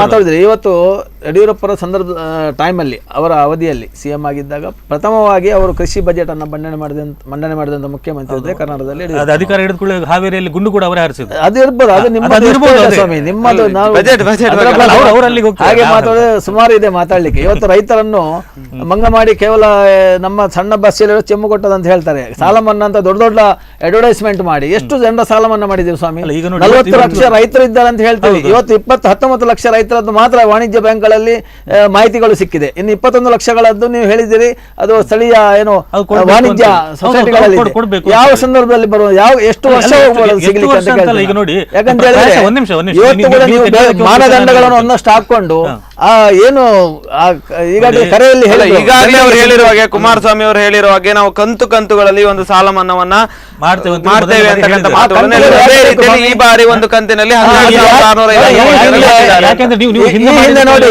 ಈ ಹಿಂದೆ ಯಡಿಯೂರಪ್ಪರ ಟೈಮ್ ಇರ್ಬೋದು, ಕಾಂಗ್ರೆಸ್ ನಾನು ಮಾತಾಡುವಾಗ ನೀವು ಮಾತಾಡಿದ್ರಿ ನೋಡಿ. ಯಡಿಯೂರಪ್ಪ ಅವರು ಸಾಲ ಮನ್ನಾ ಮಾಡಿದ ಸಂದರ್ಭ, ಪ್ರಥಮ ಬಾರಿಗೆ ಸಾಲ ಮನ್ನಾ ಮಾಡಿದಂತ ಮುಖ್ಯಮಂತ್ರಿ ಯಡಿಯೂರಪ್ಪನವರು. ಆ ಸಂದರ್ಭದಲ್ಲಿ ಏಕಗಂತಿನಲ್ಲಿ ಆಗಿದೆ. ಇವನು ಕಾಂಗ್ರೆಸ್ ನಲ್ಲಿ ಸಿದ್ದರಾಮಯ್ಯ ಅವರು ಮಾಡಿದ್ರು ಕೂಡ ಏಕಗಂತಿನಲ್ಲಿ. ಈಗ ಯಾಕೆ ಆಗ್ತಾ ಇಲ್ಲ ಸ್ವಾಮಿ? ಸಾಲ ಮನ್ನಾ ಮಾಡುದಿದ್ರೆ ಅದಕ್ಕೆ ಬೇಕಾದಂತ ಸಂಪನ್ಮೂಲಗಳನ್ನ ಅದು ಬಿಟ್ಟು ಇವತ್ತು ನೋಡಿ ಸೆಸ್ಗಳು ಜಾಸ್ತಿ ಆಗಿದೆ. ಡೀಸೆಲ್ಗೆ ಹೆಚ್ಚುವರಿ ಸೆಸ್ ಮಾಡಿದಿರಿ, ಸೆಸ್ಗಳನ್ನ ಜಾಸ್ತಿ ಮಾಡ್ಕೊಂಡು ಜನರ ಮೇಲೆ ಹೊರೆ ಮಾಡ್ಕೊಂಡು ಸಾಲ ಮನ್ನಾ ಮಾಡಿದ್ರೆ ಏನು ಸ್ವಾಮಿ? ಇದು ಬರೀ ಅವರು ಹೇಳ್ತಾ ಇರುವಂದ್ರೆ ನೀವು ಕೊಟ್ಟರೆ ಹಲವಾರು ಸೆಸ್ಗಳನ್ನೆಲ್ಲ ಜಾಸ್ತಿ ಮಾಡಿ, ಟ್ಯಾಕ್ಸ್ ಗಳನ್ನೆಲ್ಲ ಜಾಸ್ತಿ ಮಾಡಿ, ಪೆಟ್ರೋಲ್ ಡೀಸೆಲ್ ದರಗಳನ್ನೆಲ್ಲ ಹೆಚ್ಚಿಸಿ ಅದರಿಂದ ಉಳಿದು ಬಂದಂತ ಒಂದು ಹಣವನ್ನ ಸಾಲ ಮನ್ನಾಕ್ಕೆ ಹೆಚ್ಚುವರಿ ಏನು ಮಾಡಿದ್ರೆ ನೋಡಿ. ಈ ಹಿಂದೆ ಯಾಕಂದ್ರೆ GST ಬರೋ ಹಿಂದೆ ಉಂಟಲ್ಲ, ಒಂದು ಹೆಚ್ಚಿನ ಆದಾಯದ ಒಂದು ಇದು ನಮ್ಮ ಕರ್ನಾಟಕ ಅಂತ ಎಲ್ಲ ರಾಜ್ಯ ಸರ್ಕಾರಗಳಿಗೆ ಇರ್ತಿತ್ತು. ಆದರೆ ಈಗ ಪ್ರಸ್ತುತವಾಗಿರುವಂಥದ್ದು ಅಬಕಾರಿ, ಪೆಟ್ರೋಲಿಯಂ ಉತ್ಪನ್ನ ಮತ್ತೆ ಕೆಲವು ಇದರ ಬೇಸಲ್ಲಿ ಬರುವುದು ಬಿಟ್ಟರೆ ಹೆಚ್ಚಿನ ಆದಾಯಗಳು ಈಗ ನಮ್ಮ ಯಾವುದೇ ರಾಜ್ಯ ಸರ್ಕಾರ, ಕರ್ನಾಟಕ ಅಂತಲ್ಲ ಯಾವುದೇ ರಾಜ್ಯ ಸರ್ಕಾರಕ್ಕೆ ಸಿಗುವುದಿಲ್ಲ. ಆದರೆ GSTಯಲ್ಲಿ ನಾವು ಇದು ಮಾಡ್ತೇವೆ, ಅಲ್ಲಿ ನಾವು ಎಲ್ಲ ರಾಜ್ಯಗಳಿಗೆ ಸರಿಸಮಾನವಾಗಿ ಹೇಗೆ ಕಟ್ಟಬೇಕು ಅದೇ ರೀತಿಯಲ್ಲಿ ಇಲ್ಲಿಂದ ಅಷ್ಟೇ ಪಾಲು ಹೋಗ್ತದೆ. ಆದರೆ ಬರುವಾಗ ಅಷ್ಟೇ ನಮಗೆ ನಾವು ಕಟ್ಟಿದ್ದಕ್ಕೆ ಎಷ್ಟು ಬರಬೇಕು ಅಷ್ಟೊಂದು ಪಾಲು ನಮಗೆ ಬರುವುದಿಲ್ಲ. 100 ರೂಪಾಯಿ ಕಟ್ಟಿದ್ರೆ ನಮಗೆ 50 ರೂಪಾಯಿ ರಿಟರ್ನ್ ಬರ್ತದಾ? ಇಲ್ಲ, ಇಲ್ಲಿ ಬರುವಾಗ 30, 25, 30 ರೂಪಾಯಿ ಈ ರೀತಿಯಲ್ಲಿ ಬರ್ತದೆ. ಅಂದ್ರೆ ಬೇರೆ ಅಂದ್ರೆ ಒಂದು ನಾವು ಇದರ ಒಂದು ಒಟ್ಟಾರೆ ಒಂದು ರಾಜಕೀಯ ಒಂದು ಭಾರತೀಯದ ಒಂದು ನೋಡುವಾಗ ಅದು ಸರಿ ಇರಬಹುದು. ಆದರೆ ನಮಗೆ ಇಲ್ಲಿ ಅದರಿಂದ ಸ್ವಲ್ಪ ಕಷ್ಟ ಆಗ್ತಾ ಉಂಟು. ಆದರೆ ಅದನ್ನು ನಾವು ತಡ್ಕೊಳ್ಬೇಕಾಗ್ತದೆ. ಹಾಗಿರುವಾಗ ನಾವಿಲ್ಲಿ ನಮಗಿಲ್ಲಿ ಸರಿದೋಗಿದ್ದು ನಾವು ನೋಡಿ, ಇವತ್ತು ಸುಮಾರು 2,34,153 ಸಾವಿರ ಕೋಟಿಯದ್ದು ಬಜೆಟ್ ಮಂಡನೆಯನ್ನು ಮಾಡುವಾಗ, ಯಾಕಂತ ಹೇಳಿದ್ರೆ ಅದರಲ್ಲಿ ಇವತ್ತು 46,000 ಚಿಲ್ಲರೆ ಸಾವಿರ ಕೋಟಿ ಕೇವಲ ಕೃಷಿ ಮತ್ತು ಸಾಲ ಮನ್ನಾ ಇಂಥ ಪರಿಕರಗಳಿಗೆ ಯೂಸ್ ಆಗಿದೆ. ಹಾಗೆ ಮತ್ತೆ ನೀರಾವರಿ ಆಗಿರ್ಬೋದು, ಶಿಕ್ಷಣ ಆಗಿರ್ಬೋದು, ಮತ್ತೊಂದಕ್ಕೆ ಹೀಗೆ ಆಗಿರುವಾಗ, ಯಾಕಂದ್ರೆ ನಮ್ಮ ಸರ್ಕಾರದಲ್ಲಿ ಇರುವಂಥ ದುಡ್ಡುಗಳು ಎಷ್ಟು, ಅದಕ್ಕೆ ಕೂಡ ನಾವು ಯಾವ ರೀತಿಯಲ್ಲಿ ಇದು ಮಾಡ್ಕೊಳ್ಬೇಕು ಅದನ್ನು. ಹಾಗಿರುವಾಗ ನಾವು ನೀವು ಪ್ರತಿ ಸಲ ನೀವು ಹೀಗೆ ಅಡ್ಡ ಬರ್ಬೋದು.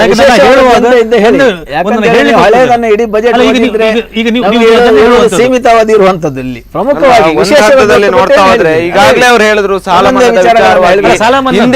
ಒಂದೇ ಹೇಳ್ತೇನೆ. ಹಿಂದಿನ ಬಾರಿ ಒಂದು ಬಜೆಟ್ ಆಯ್ತು, ಆ ಬಜೆಟ್ ನಲ್ಲಿ ಸಿಕ್ಕಿಕೊಟ್ಟಂತ ಒಂದು ಅನುದಾನಗಳು, ಆ ಬಜೆಟ್ ನಲ್ಲಿ ಮಾಡಿದಂತ ಒಂದು ಯೋಜನೆಗಳೇನಿದೆ ಅದೆಲ್ಲದೂ ಕೂಡ ಈ ಬಾರಿ ಸಂಪೂರ್ಣವಾಗಿ ಸ್ಟಾರ್ಟ್ ಆಗಿದೆ ಅಂತ. ಸ್ಟಾರ್ಟ್ ಆದ್ರೂ ಆಗಿದೆ, ಪ್ರಗತಿ ಆದ್ರೂ ಏನಾಗಿದೆ, ಅದೇ ರೀತಿಯಲ್ಲಿ ಪ್ರಗತಿ ಕಂಡ ನಂತರ ಈ ಒಂದು ಬಜೆಟ್ ನಲ್ಲಿ ಹೊಸ ಯೋಜನೆಗಳನ್ನ ಕೊಡಬೇಕು. ಇಲ್ಲಿ ನೋಡಿ, ಈ ಬಾರಿ 12,650 ಕೋಟಿ ಈ ಬಜೆಟ್ ನಲ್ಲಿ ಸಾಲ ಮನ್ನಾಕ್ಕೆ ಬಿಡುಗಡೆ ಆಗಿದೆ. ಇದರ ಹಿಂದೆ 10,000 ಕೋಟಿ, ಒಟ್ಟಲ್ಲಿ ಈಗ ಇನ್ನೂ 15,650 ಕೋಟಿಯನ್ನು ಇನ್ನು ಪೆಂಡಿಂಗ್ ಬಿಟ್ಟರೆ ಇಲ್ಲಿವರೆಗೆ, ಅಂದರೆ ಈ ನಮ್ಮ ವಾರ್ಷಿಕ ಇದರ ಕೊನೆಯವರೆಗೂ ಅಲ್ಲಿವರೆಗೆ ಅಷ್ಟೊಂದು ಎಲ್ಲ ಸಾಲ ಮನ್ನಾದ್ದು ಸರಿಯಾಗಿ ಕ್ಲಿಯರ್ ಆಗ್ತದೆ. ಯಾಕಂತ ಹೇಳಿದ್ರೆ ಅದಕ್ಕೆ ಇವರು ಹೇಳಿದ್ರು ಇಂಥ ಯಾವುದಾದ್ರು ರೀತಿಗಳನ್ನಂತಲ್ಲ. ಯಾಕಂತ ಹೇಳಿದ್ರೆ ಈ ಹಿಂದೆ ಇವರು ಹೇಳಿದ ಒಂದೇ ಬಾರಿ ಮಾಡ್ಲಿಕ್ಕೆ ಹಿಂದೆ ಮಾಡ್ತಿದ್ದಾರೆ ಎಷ್ಟು 2,000 ಕೋಟಿ, 3,000 ಕೋಟಿ, 4,000 ಹಾಗಂದ್ರೆ 2,000 ಪ್ರಥಮ ಬಾರಿಗೆ 1 ಲಕ್ಷ ಕೋಟಿಯ ಬಜೆಟ್ ಅನ್ನು ಮಂಡಿಸಿದ್ರು. 2 ಲಕ್ಷ ಮೀರಿದೆ. ಅದಕ್ಕೆ ನಾನು ಹೇಳುವಂತ 2 ಲಕ್ಷ ಅವರು ಈಗ ಮೀರಿದೆ. 2,000 ಕೋಟಿ ಒಂದು ಅದಕ್ಕೆ ಸತ್ಯಾಂಶವನ್ನು ಇವರು ಅರ್ಥ ಮಾಡ್ಕೊಳ್ಬೇಕು. ಅವಾಗ ಮೊದಲನೇ ಬಾರಿ ಸಾಲ ಮನ್ನಾ ಆದಾಗ ಕುಮಾರಸ್ವಾಮಿ ಅವರು ಮುಖ್ಯಮಂತ್ರಿ ಇದ್ದದ್ದು, ಯಡಿಯೂರಪ್ಪನವರಲ್ಲ.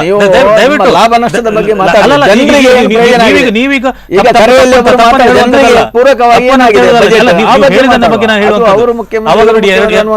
ಅಲ್ಲ 2,000 ಕೋಟಿ ಆಗಾಗಿರುವಂತದ್ದು. ಈಗಾದ್ರೆ ಐತಿಹಾಸಿಕವಾಗಿ 47,000 ಕೋಟಿಯ ಒಂದು 44,000 ಕೋಟಿಯ ಒಂದು ಸಾಲ ಮನ್ನಾ ಯೋಜನೆ ಆದಾಗ ಅದನ್ನು ಮಾಡುವಾಗಲೂ 5 ವರ್ಷಗಳ ಕಾಲ ಹಂತ ಹಂತವಾಗಿ ಮಾಡ್ತೇವೆ ಅಂತ ಹೇಳಿದ್ದಾರೆ. ಈಗ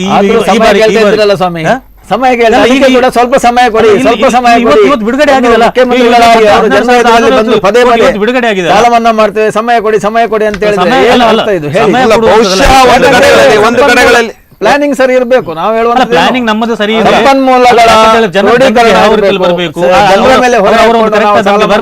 ಅಲ್ಲ, ಬಹುಶಃ ಒಂದು ಕಡೆಗಳಲ್ಲಿ ನೋಡ್ತಾ ಹೋದ್ರೆ ಇವ್ರು ಸರಿಯಾಗಿ ಕೆಲಸ ಮಾಡುವಂತ ಒಂದು ಪ್ರಯತ್ನವನ್ನ ಮಾಡಿದ್ರು ಕೂಡ ಬಿಜೆಪಿ ಅವರು ಅದಕ್ಕೆ ಸರಿಯಾಗಿ ಬಿಡ್ತಾ ಇಲ್ವಾ ಅಂತ. ಕೆಲವೊಂದು ಕಡೆಗಳಲ್ಲಿ ಮೈತ್ರಿ ಸರ್ಕಾರ ಇನ್ನೇನು ಬೀಳುತ್ತೆ, ನಾವು ಅಧಿಕಾರವನ್ನು ವ್ಯವಸ್ಥಿತ ಮಾಡಿಲ್ಲ ಇವತ್ತು. ಯಾಕಂತ ಹೇಳಿ ಸರ್ಕಾರ ತನ್ನಷ್ಟಕ್ಕೆ ಬಿದ್ದು ಹೋಗ್ತದೆ ಅನ್ನುವಂತ ಒಂದು ಆಶಾಭಾವನೆ ನಿರ್ಮಾಣ ಆಗಿದೆ. ಫ್ರಮ್ ದ ಡೇ 1 ಇಂದ ಇವತ್ತು ತನಕ ಒಂದು 7-8 ತಿಂಗಳಲ್ಲಿ ನೀವು ನೋಡಿ ಎಷ್ಟು ಸಮಯದಲ್ಲಿ ಯಾವ ರೀತಿಯಲ್ಲಿ ಪತ್ರಿಕೆಗಳು ಬರುವಂತಹ ಅಭಿವೃದ್ಧಿ ಪರ ಚಟುವಟಿಕೆಗಳಿಂದ ಜಾಸ್ತಿ ಈ ನಡುವಿನ ಈ ತೇಪೆ ಹಾಕುವಂತ ಕೆಲಸಗಳ ಬಗ್ಗೆ ಜಾಸ್ತಿ ಚರ್ಚೆಗಳಾಗ್ತಾ ಇದೆ, ಎಲ್ಲ ಜನತೆ ನೋಡ್ತಾ ಇದ್ದಾರೆ. ಅದೇ ಬೆಂಕಿ ಇಲ್ಲದೆ ಹೊಗೆ ಆಡೋದಿಲ್ಲ ಅನ್ನೋ ಹಾಗೆ ಕಾಂಗ್ರೆಸ್ ಮತ್ತು ಜೆಡಿಎಸ್ ನಡುವಿನ ಒಂದು ಮೈತ್ರಿಯ ಒಂದು ಒಡಕಿಗೆ ಬಿಜೆಪಿ ಅವರು ಕಾರಣ ಅಂತ. ಬಿಜೆಪಿ ಕಾರಣ ಹೇಗಾಗ್ತಾರೆ ಸ್ವಾಮಿ? ಯಾಕಂತ ಹೇಳಿದ್ರೆ ಶಾಸಕರನ್ನ ಹಿಡಿದುಕೊಂಡು, ಯಾಕಂದ್ರೆ 3ನೇ ಪ್ಲೇಸ್ ಅಲ್ಲಿರುವಂತವರು ಇವತ್ತು 2ನೇ ಪ್ಲೇಸ್ ಅವರಿಗೆ ಸೇರ್ಕೊಂಡು ಇವತ್ತು ರಾಜ್ಯಭಾರ ಮಾಡ್ತಾ ಇದ್ದಾರೆ.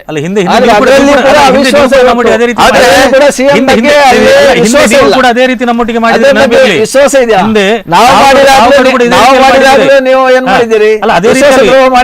ವಿಶ್ವಾಸದ್ರೋಹ ಯಾವ ರೀತಿ 2020 ಮಾಡಿ 20 ತಿಂಗಳ ಒಂದು ಇದನ್ನು ಅಧಿಕಾರ ಅನುಭವಿಸಿ ಅಧಿಕಾರ ಹಸ್ತಾಂತರ ಆಗುವ ಸಂದರ್ಭದಲ್ಲಿ ಕಾರಣ ಏನಂತ ಹೇಳಿದ್ರೆ ಎಲ್ಲ ಒಂದು ಕಡೆಗಳಲ್ಲಿ ಒಂದು ಹೆಸರನ್ನ ನೋಡಿ ಅತೃಪ್ತ ಶಾಸಕರನ್ನ ಸೆಳೆಯುವಂತ ಒಂದು ಪ್ರಯತ್ನಗಳಾಯ್ತಾ ಅಂತ. ಬಹುಶಃ ಕೆಲಸ ಮಾಡುವಂತವರಾಗಿರ್ಬೋದು ಅಥವಾ ಕೆಲಸ ಮಾಡ್ಲಿಕ್ಕೆ ಸರ್ಕಾರ ಪ್ರಯತ್ನ ಪಟ್ಟರು ಕೂಡ ಈ ಒಂದು ಆಪರೇಷನ್ ಕಮಲವನ್ನು ಒತ್ತಡವನ್ನು ನೋಡಿ. ಸಾಮಾನ್ಯವಾಗಿ ಒಂದು ಸಾಲ ಮನ್ನಾದ ಒಂದು ಉದಾಹರಣೆಯನ್ನ ತಕೊಳ್ಳಿ. ಅವರು ಹೇಳಿದ ಮಾತಿನ ರೀತಿಯಲ್ಲಿ ನಡ್ಕೊಂಡಿದ್ದಾರೆ ಅಂತ ಹೇಳುವಂತ ಸರ್ಕಾರದ ಇವತ್ತು. ಯಾಕಂತ ಹೇಳಿದ್ರೆ ಆನಂತರ ಎಷ್ಟು ರೈತರ ಆತ್ಮಹತ್ಯೆಗಳಾಯ್ತು ಆ ಬಗ್ಗೆ ಅವಲೋಕಿಸಿ ಇವತ್ತು. ಯಾಕಂದ್ರೆ ಒಬ್ಬರು ರೈತರು ಇವತ್ತು ಹೋಗಿ ಆ ಸಾಲ ಮನ್ನಾದ ಪ್ರಕ್ರಿಯೆಯಲ್ಲಿ ಪಾಲ್ಗೊಳ್ಬೇಕು, ಸಿಗುವಂತ ಪಾಲು ಸಿಗ್ಬೇಕಂತ ಪಡ್ಕೊಳ್ಬೇಕಿದ್ರೆ ಅದಕ್ಕೆ ಒಂದಷ್ಟು ಗೈಡ್ಲೈನ್ಗಳು ಅದನ್ನ ಮಾಡಿಕೊಂಡು ಅದನ್ನು ಸರಳೀಕರಣ ಮಾಡ್ಬೋದಿತ್ತು, ಅಥವಾ ಅದಕ್ಕೆ ಬೇಕಾದಂತ ಒಂದು ಬಜೆಟ್ ಅನ್ನ ಅಮೌಂಟ್ ಅನ್ನ ಹೊಂದಾಣಿಕೆ ಮಾಡಿದರೆ ಈ ಆದಾಯ ಮಾಡ್ಬೇಕಿತ್ತು. ಹೊಂದಾಣಿಕೆ ಮಾಡ್ಲಿಕ್ಕೆ ಹೋದ್ರೆ ಇವರು ಸೆಸ್ ಹಾಕಿದ್ರು ಹೇಳ್ತೀರಾ?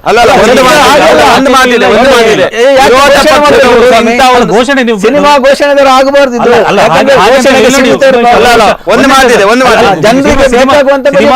ಸಿನಿಮಾ ಘೋಷಣೆ ಹಾಗೆ ನಾವು ಎಷ್ಟು ಕಪ್ಪು ಹಣ ತರ್ತೇವೆ, ಇನ್ನೊಂದು ಯಾವ ರೀತಿಯಲ್ಲಿ ಆಗ್ತದೆ ಆದ್ರೆ ನೀವು ಎಲ್ಲಿಗೆ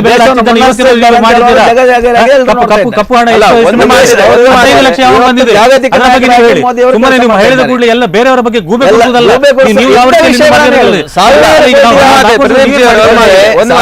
ವಿರೋಧ ಪಕ್ಷದವರು ಇರೋದೇ ಇಂಥ ಒಂದು ಆಡಳಿತ ಪಕ್ಷಗಳು ತಪ್ಪು ಮಾಡಿದ್ದನ್ನ ಸರಿ ಮಾಡೋದಕ್ಕೆ